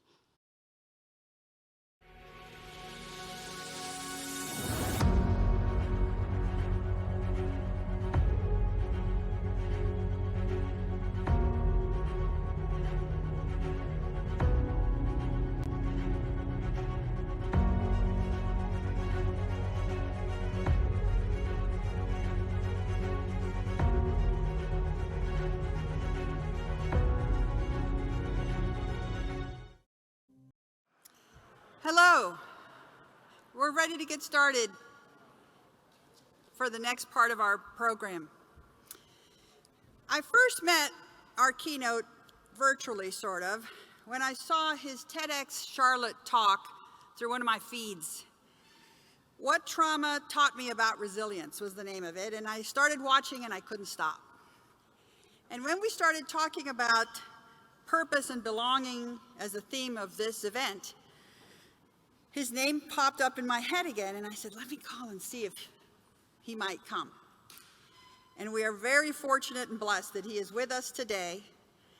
We're happy to welcome Charles Hunt, who has led programming at some of the premier universities, colleges, Fortune 500 companies, and nonprofits across the country, helping thousands of students and leaders find their way to a better future through career readiness, life coaching, and direct hiring opportunities.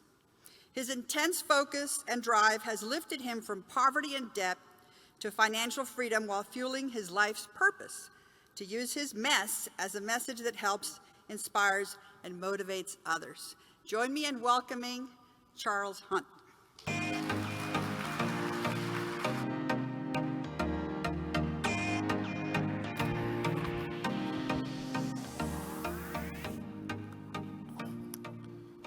Good morning, good morning, good morning. It's an absolute honor and privilege to be with you all this morning. I absolutely love the theme for the day, Light Your Fire. It's almost poetic that on a day where lighting the fire is the charge, that guess what? It rains. You're trying to build a fire, trying to build the heat, the passion, and a storm comes through and puts a little bit of a damper in the midst of those earnest, sincere, healthy, and wholesome goals. And that's easily a metaphor for life. So, what do you do now? How do you have the resilience to fight through and light the fire amidst the proverbial and actually literal storm? So before we get too deep into this, I'm going to give a couple of seemingly irrelevant, but they're somewhat significant facts about me. One is I'm a huge fan of analogies. And two, I'm a huge fan of boxing and combat sports generally. Analogies are good because they help us make sense of concepts, of new concepts, with something that we're already familiar with. Like it's related to something that we already know. Now with boxing, boxing is kind of the closest thing we have to primitive life or primal life. You win or potentially die or suffer significant damage. But when you strip away all the violence and in some ways absurdity of two people trying to knock each other's blocks off for money, it's actually a really beautiful, beautiful sport, right? To hit, but yet not get hit. And there's a science and an art to it as well. You'll have all type of people who will step into the ring.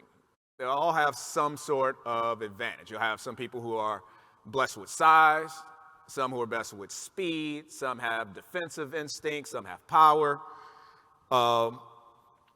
natural physical abilities. And then you'll have some who aren't necessarily blessed with those same innate tools, but through sheer hard work, through training, they're able to prepare themselves to also step into the ring. they'll add to that skill set. And regardless of whatever tools that they have, they're going to eventually step into the ring. And then when that bell sounds, they have to fight, right? There's no backing out at that point. If you just stood still, then you're just going to get beaten senseless, right? And you're going to accept a loss. And that's unacceptable for any of us. The same is really true for us in life, right? Once we're born, we all are going to have to fight to get to the best of the life that we have. Sometimes just simply to survive or even stay alive. So as you listen to me over the next few minutes, I want you to think of yourself not only as a fighter in the fight of and for your own life, but also think of yourself as the trainer as well.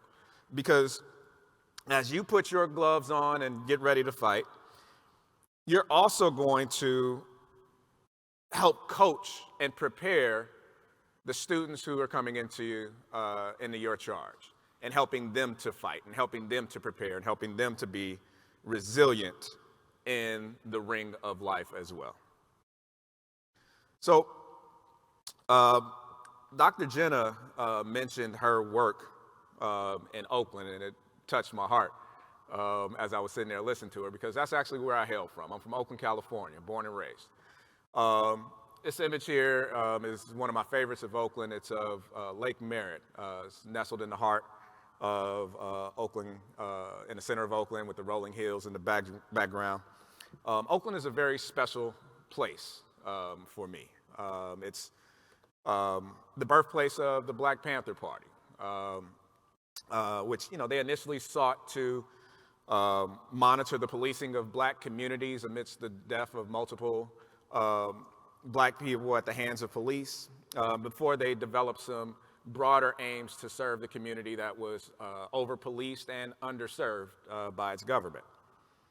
Despite that presence of black solidarity, or maybe even perhaps because of it, Oakland also became ground zero for the crack epidemic that swept through America in the 80s. And it turned my childhood into a war zone, a labyrinth of drugs and criminalization and scarce job opportunities and trickle-down economics that never quite trickled down. But despite that, Oakland also has a very rich cultural and artistic history. We've produced world-renowned scholars and artists and educators and actors and athletes. We've had one of the best basketball players in the history of basketball, in Steph Curry, who's played for the hometown team. But we've also had scores of hometown talent that's been developed as well. A few years back, I was watching a clip about a documentary on Oakland's rich basketball history.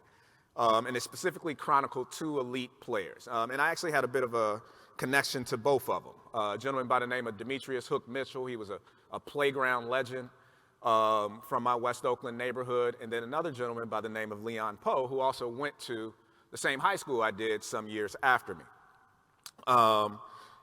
They both came from my West Oakland neighborhood, both experienced some significant traumas, but ended up on two completely different paths in their life. And as I was watching the documentary, there was a very specific point, some poignant moments that stood out for me, and I want to show you here, and I'll speak about the importance of it on the other side.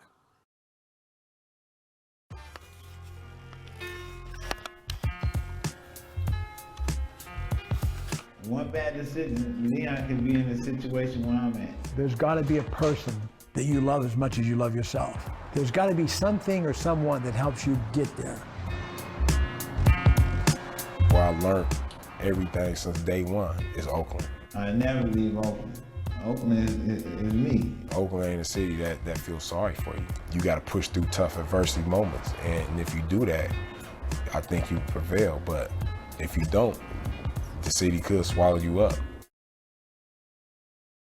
So it was a 30-second clip that packed in some very poignant moments, certainly for me. There was some wisdom and statements around how you have to push through difficult times, how one bad decision can derail your promise, it's impossible to miss that one of the subjects is actually in jail. Dreams, talent that'll never be realized. Now, while you focused on those and other images and sounds from the clip, my focus from that video was forever altered with this image. Now, sure, I noticed the man that's sitting, on an office chair, garbage bags slung over his shoulder on the fence. But what really caused my heart to drop was realizing that the person that's sitting on the ground amidst the weeds and the trash that littered the landscape, that's the woman that gave birth to me. That's right. My mom was coincidentally captured in this montage of struggle and hopelessness as she battled her disease of addiction and was in and out of the jail system. So I'm one of the millions of children and adults who grew up with what is now very commonly known as adverse childhood experiences, or ACEs. Many of you might be familiar with the study done by Kaiser Permanente and the Center for Disease Control. In their study, in their survey, fully 2/3 of the population that was surveyed had at least one ACE, one adverse condition. 1 out of every 8 had 4 or more. And this is significant because the studies have also shown that children raised by an adult who had just one adverse childhood experience were 1,000 times more likely to develop ACEs of their own. Those with ACEs were 2 times more likely to have physical health challenges and 3 times more likely to have mental health challenges. And for perspective, of the 10 ACE categories, I actually circled 7 of them. And an 8th probably would have been circled if my family had any care for, or medical care or medical coverage for mental illness. And I am not some anomaly here. My story, while there are some elements to it that are unique, it is very much the narrative and the story of not just what I face, but what many of your students may face as well.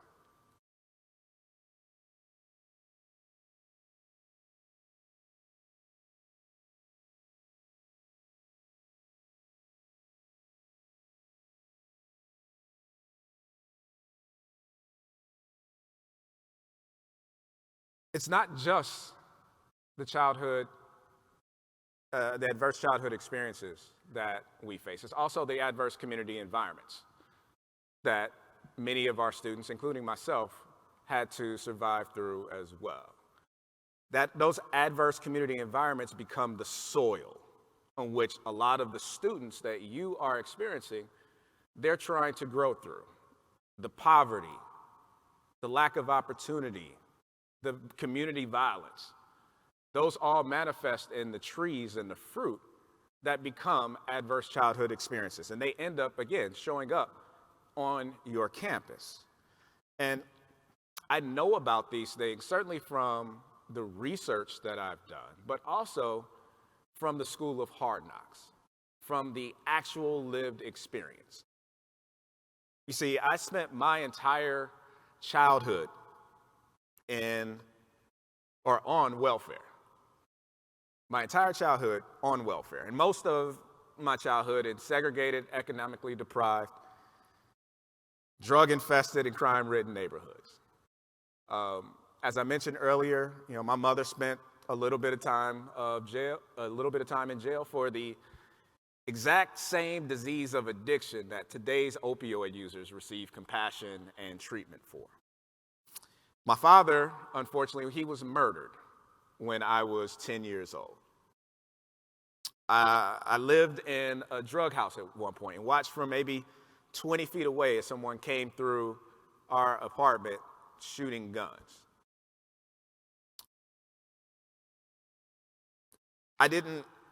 I've been homeless as a dispute between my mom and the drug dealers who were operating out of our apartment, it became violent, and we just had to move. One day, we lived there. The next day, we didn't. We didn't move so much as evacuated, taking whatever belongings we could in a bag. The next 9 years, I slept on the floor of my grandmother's one-bedroom apartment, often not feeling loved, not feeling protected or feeling safe.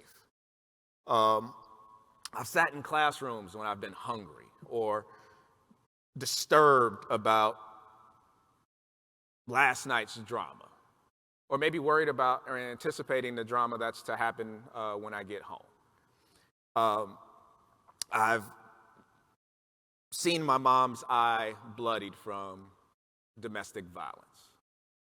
I've heard the neighborhood shootings, the police sirens whizzing by, the police cars whizzing by. Like, I know what it's like to experience things that are too old, too grown for youthful eyes. I know what it's like to be strong and tough when all you really want to feel is safe and loved. But despite all of that, I've gone on to become a first-generation college grad, a first-generation advanced degree grad, owned a couple of homes after never growing up living in an actual house and actually having a positive net worth. I've learned how to succeed despite those obstacles. I've had an unbreakable spirit. So the question then becomes, well, how? As Langston Hughes once poetically intoned, life for me has been no crystal stair. I've experienced more than my fair share of setback and heartbreak and adversity in life. Some of it was pure happenstance, bad luck. I had no choice or no say in. But then some of it was also self-inflicted, things that I did, to myself through, not knowing any better, poor decisions, immaturity, lacking wisdom. I've experienced the setbacks and the triumphs as we all have. That's kind of a part of life.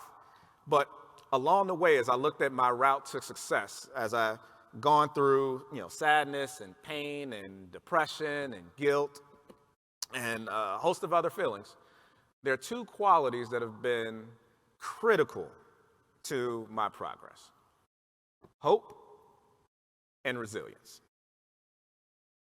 So, hope is the expectation or belief or desire for something.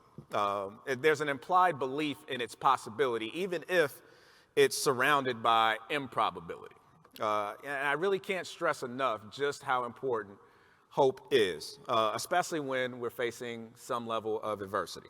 The smallest things in life can kind of sway that hope in one direction or another and be the difference in your life trajectory. You're going in one direction or going in another.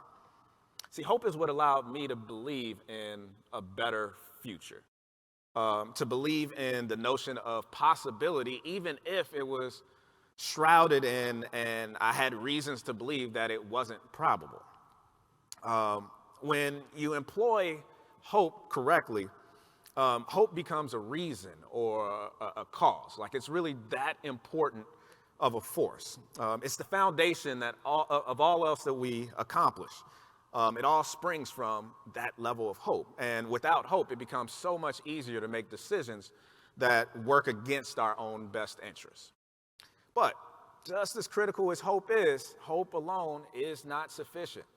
We just talked about we want to light our fire, but just because we want to light the fire doesn't mean that the circumstances are going to allow for it. So that hope is not alone, because we all are going to hope for a better day, a better life, better things. But then we get some level of opposition, right? We get failures, we get setbacks. And generally it's nothing personal. That's just how, life works. We're going to have desires and dreams, and then obstacles crop up, right? We want to live healthy and until old age, but then disease shows up to our door. We want to have financial freedom, but loans may keep us on a financial treadmill, or bad financial decisions. We want to live happily ever after, and then breakups or divorce happens. All the things that we want in life can somehow become obstructed by, either a different or alternative reality that we didn't necessarily envision. So just as strong as the hope that we carry for a better day is the resilience that we actually have to employ every day. See, while hope is what keeps our eyes fastened towards a better future, it's actually resilience that keeps us on the path towards it. So it's really not hyperbole to say that hope is the foundation on which the path to resilience is built upon. And on that path to better or to different or whatever it is we're trying to get to, we encounter change, negative change often. Resilience is the capacity to adapt to negative change and then to recover from that change as quickly as possible. Now, understand something. Resilience is not the absence of adversity, right? That adversity is a prerequisite, and you will not be resilient without it. But that adversity also provides us an opportunity for growth, and growing our resilience is ultimately about changing the way that we think about adversity. You see, it all starts right here in our minds. It's the subtle yet significant messages that we tell ourselves about what's happening to us and what we're doing in the moment. And it's a cycle, right? It's the beliefs, the inherent beliefs and thoughts that we have about ourselves, the way that we feel like things should be, what we are, our moral compass of what we feel is right and wrong. Those beliefs impact and manifest in the thoughts that we have. Those thoughts are going to influence the feelings that we end up conjuring up, and those feelings lead to the actions that we take and ultimately the results. You see, it's ultimately resilience that has allowed me to create my own from here to there story. And it's also the same thing that you guys have used in your life as you've encountered your adversity. So if I can, I want to spend a few moments talking through a few principles that have been the foundational elements of building out that really, really important work of resilience. So when this might sound a little bit different for some people, but because of the way that I grew up, I made a choice when I was young to say that I'm not going to jail, right? That I had spent time visiting people in jail. I'd seen the impact that it had done to my life. That wasn't something that I wanted for myself, and I wasn't going to go to jail. And I made the decision that I wasn't going to jail. Now, at the time, I got a lot of things that are working against me. I don't have a lot of money. I got a lot of crime that's happening around me, and I have easy access to it. But I determined in myself that that just wasn't something that I wanted for my life. And somehow I made it through the gauntlet, and I can say that I never spent a moment in jail, and I'm proud of it. Now, I don't say that to exact any praise, because most people, not going to jail should be the norm, right? But as a young guy, going through the adversity that I felt and I experienced, I somehow never succumbed to believing that I didn't have the power and the ability to control my circumstances and then ultimately change them eventually. I believed that I could do better and I could be better. And the same is true for us. We have an inherent amount of power, right? If I was to fall down on this stage right now, I have a bunch of different responses within me. So I have physical power to get myself up. If I was knocked down, I'd have the physical power to get up and defend myself and make sure that whoever knocked me down never ever does it again. I have the power to influence by calling the authorities to say, hey, someone just harmed me. I have the power to heal. I have the power to do so many different things. And the only time we relinquish that power is when we simply stop believing that we have it. Power is the capacity to influence or to direct. Like, there's a lot of things that we cannot control in our lives. But so many of us so many of us overstate and overestimate how much control we have and underestimate how much choice we have. And with choice, we have power. Every day we get to make a bunch of choices on how we're going to spend our lives, how we're going to allocate our time, our resources, and our thoughts. And even the most painful situations offer the opportunity for us to exert our power. It's okay to acknowledge that there are times where we are a victim, but never own being a victim. I was a victim, but I am not a victim. No matter what happens to us, no one can take our thoughts, and that becomes very, very important for us in exacting our power. So I mentioned that, I'm from Oakland, California, and while I've certainly had more than my fair share of challenges, I've also come to understand the power of perspective. So perspective refers to our particular way of regarding or looking at something. And that should make sense to us, right? Because the view that I have looking out at a sea of 100 people is a little bit different than the view that you have, everyone looking back at me, right? The perspective that we take matters in how we process what happens to us. It makes a difference in how we think and how we feel and ultimately how we're going to act.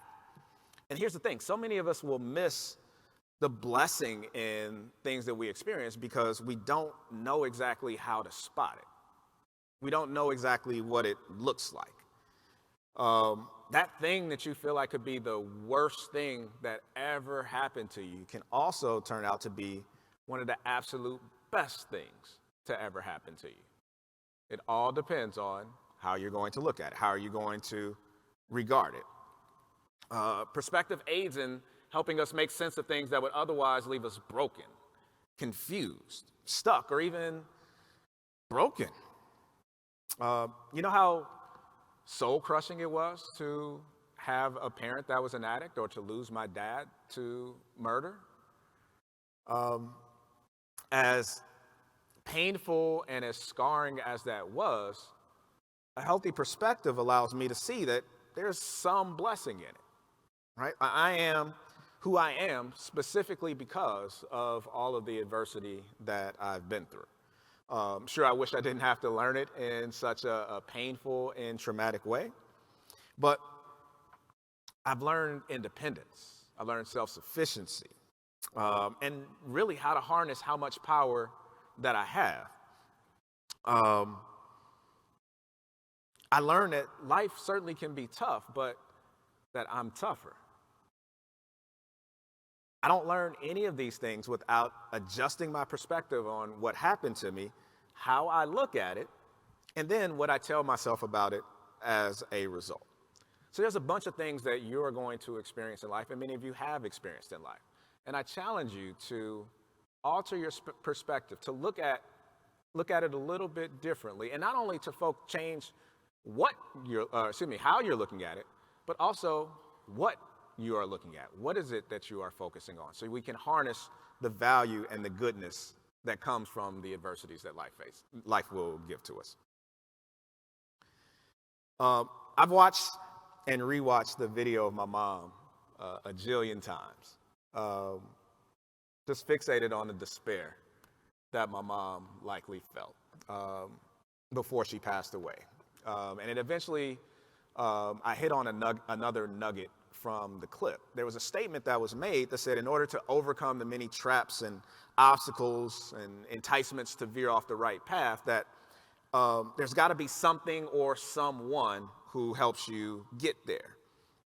As a kid, I didn't know what there was, or I didn't have things all figured out. I just knew that I wanted something different in life. But at the time, I'm getting some small glimpses of a different reality. But I didn't have much of a network to expose me to much outside of Oakland. But I was able to get a few glimpses here and there. And then from those glimpses, I decided first to get educated. Probably the most impactful decision of my life, to get my undergraduate degree. That led to a nearly 2-decade corporate career, and then a successful career as an entrepreneur, using my pain as art to help other people to live better and overcome the obstacles they face. None of those things happen in my life unless at some point I make a decision and a plan and create a plan to get there. Planning, it plays a pivotal role in helping us to build and harness our resilience. It's more than a wish, it's more than a dream or a goal. We're undoubtedly going to face some situations that are going to be less than ideal, and we're going to have choices. We can either stay there, or we can use the power that we have to actually act and change our circumstances. And a well-designed plan will help our resilience in 2 ways. So the first way, it can provide a path out and away from the adversity that we face. But the second way is a well-designed plan can actually prevent us from encountering that adversity in the first place. I think we all instinctively understand just how important planning plays in our lives, because after we leave this auditorium here, all of you have designs to go somewhere else. This is not home. And you have a direct plan on how you're going to get there. You're going to take this street, make this turn, and you'll eventually end at that destination. If we didn't have a plan, then we would just wander aimlessly. We would just wander aimlessly and not get to the ultimate destination, or take a significantly longer time to get to where we want, creating more stress and adversity for ourselves. A well-designed plan aids us in preventing those adversities from even showing up in the first place. So the work that you guys are doing as educators is very difficult work, and I commend you mightily for the work that you're doing in helping to shape the next generation of lives, younger and older. But those students that are coming in front of you and that you guys are in charge of, those are some of the same people who are experiencing those adverse childhood experiences that I spoke of. They're coming from environments that are very challenging. They're coming from situations that are certainly going to make it difficult for themselves, and may even make it difficult for yourself. And then even for you personally, you may have your own adversity that you are dealing with. Negative health diagnosis, family discord that may be hurting you to your absolute core, heartache, financial strife. Like, the bad luck truck delivers 24 hours a day. Life continues to happen, and we don't often get a chance to call a timeout or regroup.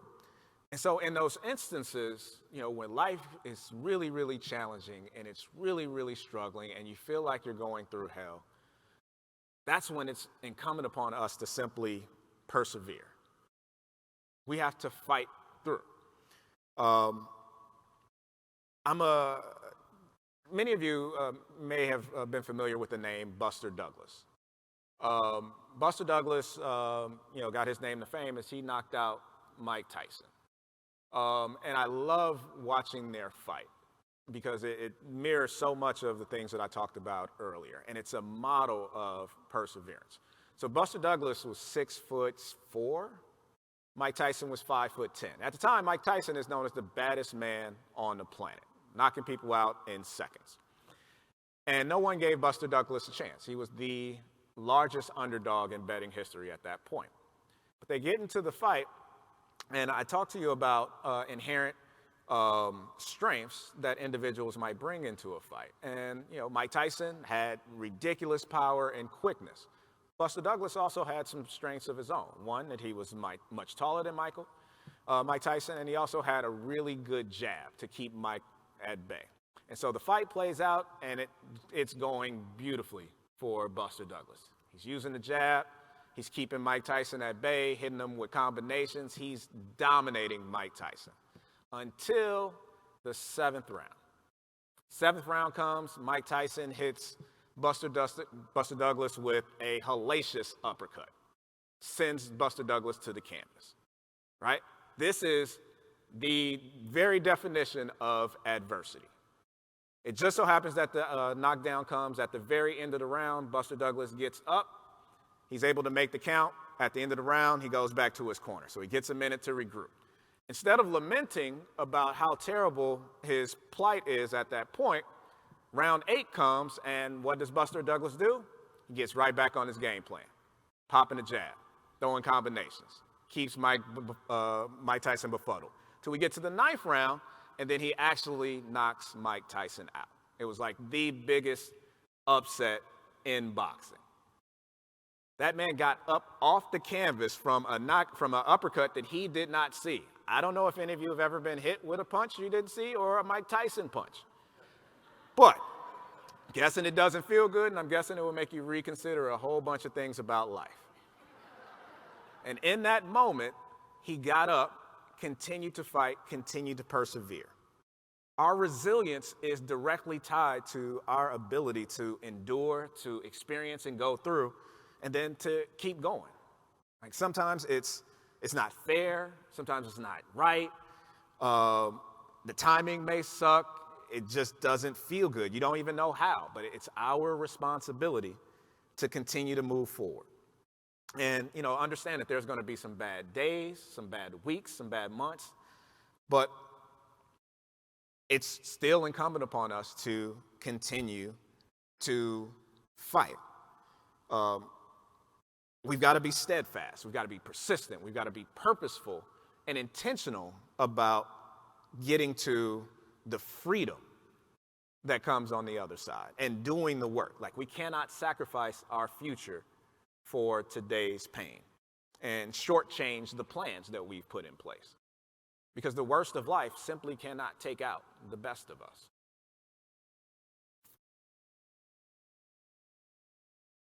One of the things that's so difficult about whiplash is, and so dangerous about it and so painful and makes it difficult to overcome, is you don't see it coming, right?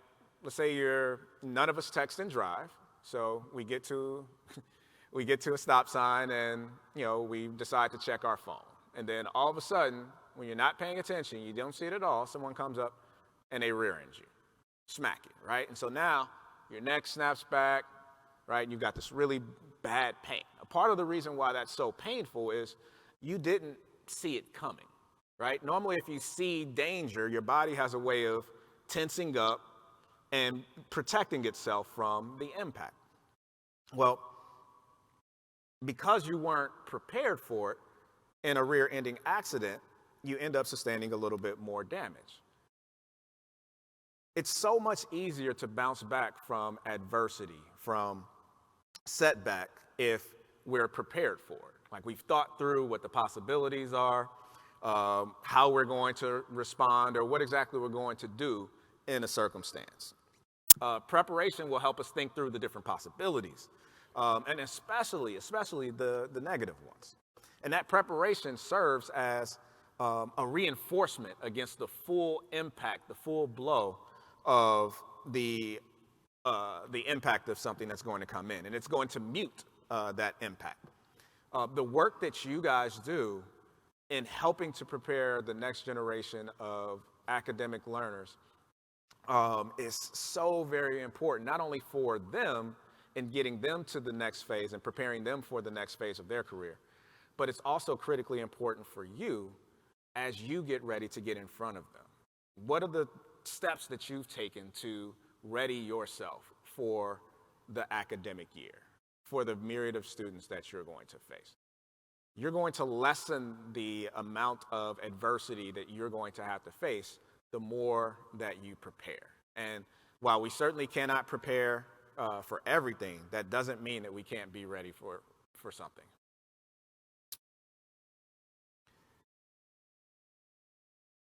So certainly I endured a lot of poverty. I survived addiction. I lost both of my parents. I made it through significant amounts of neglect and abuse and childhood dysfunction. I had job loss. I had an emergency surgery, all type of life setbacks. And as I mentioned, the victory in all of them, it actually started in my mind. But another thing that I actually recognized was the most resilient among us will find a purpose in the trials that they face. They'll make sense of the adversity that they face by somehow finding some level of meaning in it, a why. And then upon discovering what that why is, they're going to put it to use towards the betterment of themselves or even for others. Instead of wallowing in my own brokenness, one of the things that I did was I started to take an inventory of my life and the different skills that I'd accumulated, the countless times that as a little tiny bald-head chocolate boy that I have a dream speeches as Martin Luther King every January. The times that I acted and I sang and danced in creative arts and learned how to perform in front of crowds. I think about the career skills that I built, learning business principles and giving presentations. The life skills that molded me into all of the different experiences, the good and bad that helped me to get to where I am. And it got me to thinking, so what if those things were actually supposed to happen to get me to where it is that I'm supposed to be? What if those things actually happened to me for a reason? And that's that perspective again, right? But what if all of those things happening are the very reason why I was able to get on a TEDx stage or able to be in front of you today to help maybe just one person who's going through some level of adversity or trauma? When we realize that there's a purpose for the things that we experience, we're then emboldened to believe that we can overcome and that we will succeed, and not just in spite of what we've been through, but specifically because of what we've been through. And to take it a step further, I'm certainly fortunate that I was able to find a purpose in the things that I've experienced, but even more to find out that I myself am purposed, right? To help broken people, not unlike myself, to find their healing and to find resilience. To help them see that, they too can overcome whatever it is that life throws at them. I've been fortunate to be able to turn my pain into art and give it a purpose. And I've learned that you'll never be able to unlock your destiny if you stay focused and stuck in your history. And many of you, I imagine, are the same way. I'm not the only one who's experienced significant life adversity. You guys have been purposed in yourselves as educators to pour into students. And a part of your assignment is to ensure that someone else gets a shot at reaching their full potential. And I certainly commend you for that. So this young fellow is the same gentleman who stands before you now. In high school, I played wide receiver, and that's actually my girlfriend. Funny story about that, right? We got voted cutest couple So this was probably October, November. By the time the yearbook came out, we were already broken up. Life happens, adversity. I had a great time my senior year of high school. Played football, ended up making the all-city team. Now, granted, at the time I was like 125 pounds, right? But, I was a pretty decent athlete. I made the all-city team as a wide receiver, but I ended up playing quarterback a few games as well. Quarterback ended up getting his wrist broken, and I ended up getting tapped to play quarterback. We had one wide receiver play in the entire playbook, and who knew that now qualified me to lead an offense. I ended up playing pretty well in the 2 games that I played, and I ended up setting a league record. I threw a 99-yard touchdown pass. The pass itself was only like 15 yards, but record books don't account for that, and that's neither here nor there. But in my first game as quarterback, I had a really, really impactful experience. We're driving down the field, moving the ball pretty well, and a quick reenactment. I'm at quarterback. Coach sends the play in through our star running back.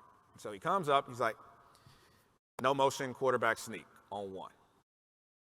Remember, I am 5'7", 125 pounds at the time. Coach is calling the quarterback sneak for me. I'm the quarterback. Calls the play in, and no motion quarterback sneak on 1. My response, what? Why is coach calling the quarterback sneak? Man, shut up and run the play. No motion, quarterback sneak on 1. Ready? Get under center, ready, set, hut. Run the quarterback sneak. I ended up getting like 7 yards on the play. Great play, but the result of the play actually really isn't the significant piece here. I want you to see what happened at the beginning as that play was called. I had an emotional breakdown in the huddle, right? I'm thinking, hey, coach, do you not see the sheet that says how big I am? Why are you sending me into the defensive line like this? This doesn't seem like a great play. But what I didn't realize was I had a team of people who were around me. I had, in that exact moment, he was a good friend of mine who was like, you ever see the cartoons where, a guy has gloves and he's like slapping somebody in his face? It's like, hey, shut up, snap out of it. That's what my running back did. Proverbially slapped me in the face. Hey, shut up, run a play. Like, we got this. We practiced this. You got a line that's going to execute. We know what we're doing. And that's exactly what happened. And that experience taught me the value of partnership, right? Sometimes, problems have a way of being more surmountable when we surround ourselves with other individuals. And you don't have to rely on your own emotional and sometimes inaccurate thinking to help get you through it. That connection to others really becomes just that important. Partnership provides an access to resources and the support to help get your thoughts oriented when we're in shaky ground. And we all are going to need someone. This life is very, very difficult, and it's not meant to be experienced alone. So whether that's a professional, a therapist, a coach, a mentor, your family, your friends, having others around you, especially when you're not at your best, it's going to provide a safety net for us for that emotional fall that sometimes may happen. And it also can be the launching pad to significant success. Because our resilience is dramatically increased when we don't have to rely on ourselves for that resilience. The last piece I want to mention is the concept of peace. So there's a lot of times where we'll go through things and we fight against it. We'll continue to fight against the realities that have been set upon us. We'll continue to challenge and push back against all of the different stages of grief, whether that's in denial, whether that's in the bargaining that we'll do. That's all rooted in our inability to just accept. We're continually fighting. But there's another choice. We can always simply lay down our weapons, and we can accept the things that we cannot change. We can make peace with a new reality and a new existence. I spoke earlier about lighting the fire, and then all of a sudden we get rain. So we have some choices here. We could certainly go out and fight the clouds, right? That's producing this storm. That's producing all of this rain for us. But what if instead of fighting the clouds, which obviously we can all envision how futile that would be, right? Imagine trying to fight clouds. It's a losing battle every time. But what if instead of fighting the clouds, we instead had a healthy perspective about the rain that's coming and how it's ultimately going to grow us or nurture or provide for us? What if we put a plan together around how we're going to use the rain for our own good? What if we use the power that we have to protect ourselves from the storm that was coming? What if we simply persevered through the storm after everything that we've done that we could? What if we had prepared for the storm and we knew that we can get some level of comfort and protection from the storm? What if we found a purpose in that storm and then used that storm for our good? And then what if we actually had someone to walk through the storm with us? If we employed all of those things, we'd soon realize that the storm actually isn't as bad as we thought it was. And even if it is as bad as we think it is, that we're ultimately still going to be okay, even if we get wet. Thank you guys very much. It's been an absolute pleasure. I wish you all the best.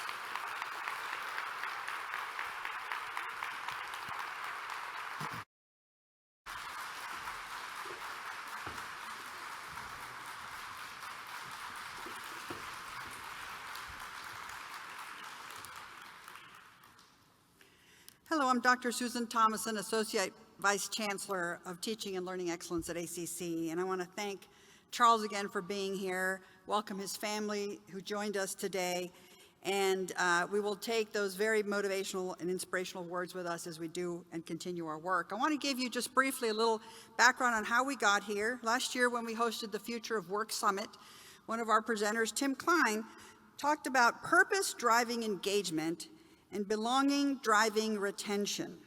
Student engagement and retention are two success factors that we track here at ACC that you heard Dr. Cullinanhedge mention earlier. Davis Jenkins, senior researcher of the associate at the Community College Research Center, co-author of the Guided Pathways textbook that we used in our early work, and longtime friend of ACC, talked about the importance of a light the fire learning experience for every entering student that is aligned with their strengths and aspirations in the field of interest.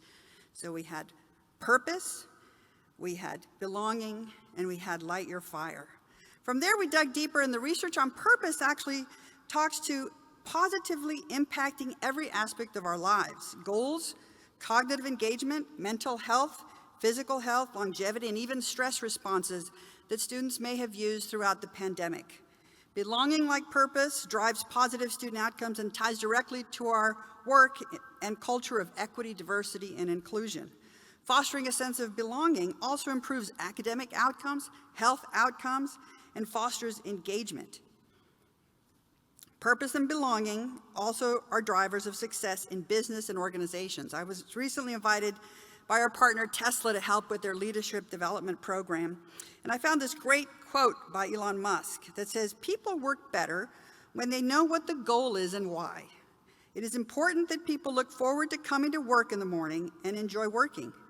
I think it's important to have a future that is inspiring and appealing. There has to be a reason you get up in the morning and want to live. What's the point? What inspires you? And what do you love about the future? Tesla's work is to accelerate the world's transition to affordable, sustainable energy. Their purpose, to create a better future. Dell, they create technologies. Why? To drive human progress. Our partner Apple creates products to enrich people's daily lives. Our neighbor Whole Foods works to nourish people and the planet.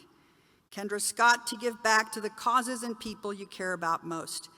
And the AAUP, American Association of University Professors, says that academic institutions exist for the transmission of knowledge, pursuit of truth, development of students, and the general well-being of society.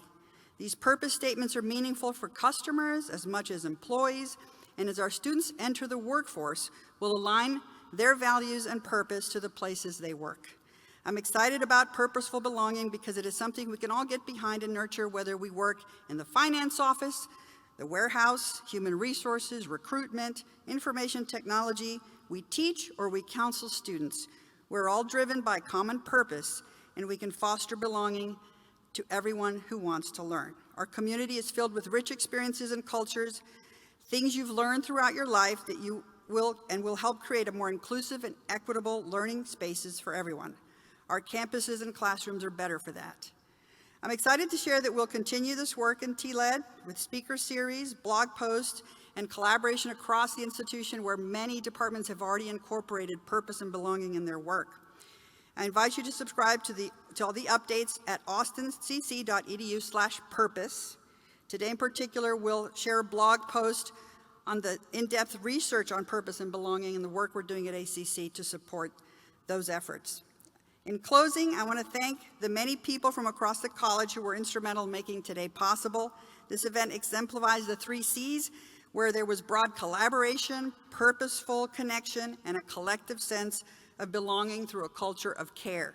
Special thanks to Matt Evans, our Director of Academic Technology, for rallying everyone together. He was our project manager for the event and has done a great job in convening everyone. College marketing was a partner, student affairs was a partner, everyone involved in creating the video, administration, association leadership, our keynote Charles Hunt, and of course, best for last, though I'm a little biased, all the staff at the Teaching and Learning Excellence Division. If you'd like professional development credit, please check in on the app. The app can also be downloaded on your computer. You don't have to use your phone. We will ask you to complete an evaluation, which we'll send also via email, but also available on the app. And this wraps up our General Assembly 2021, and our call to action changes the narrative from asking questions to students, not what do you want to do, but why. What stories do you want to tell? What challenges do you want to solve? What meaning do you want to create?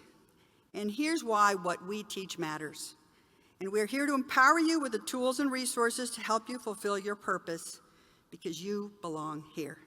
Thank you for joining us, and we'll see you next year.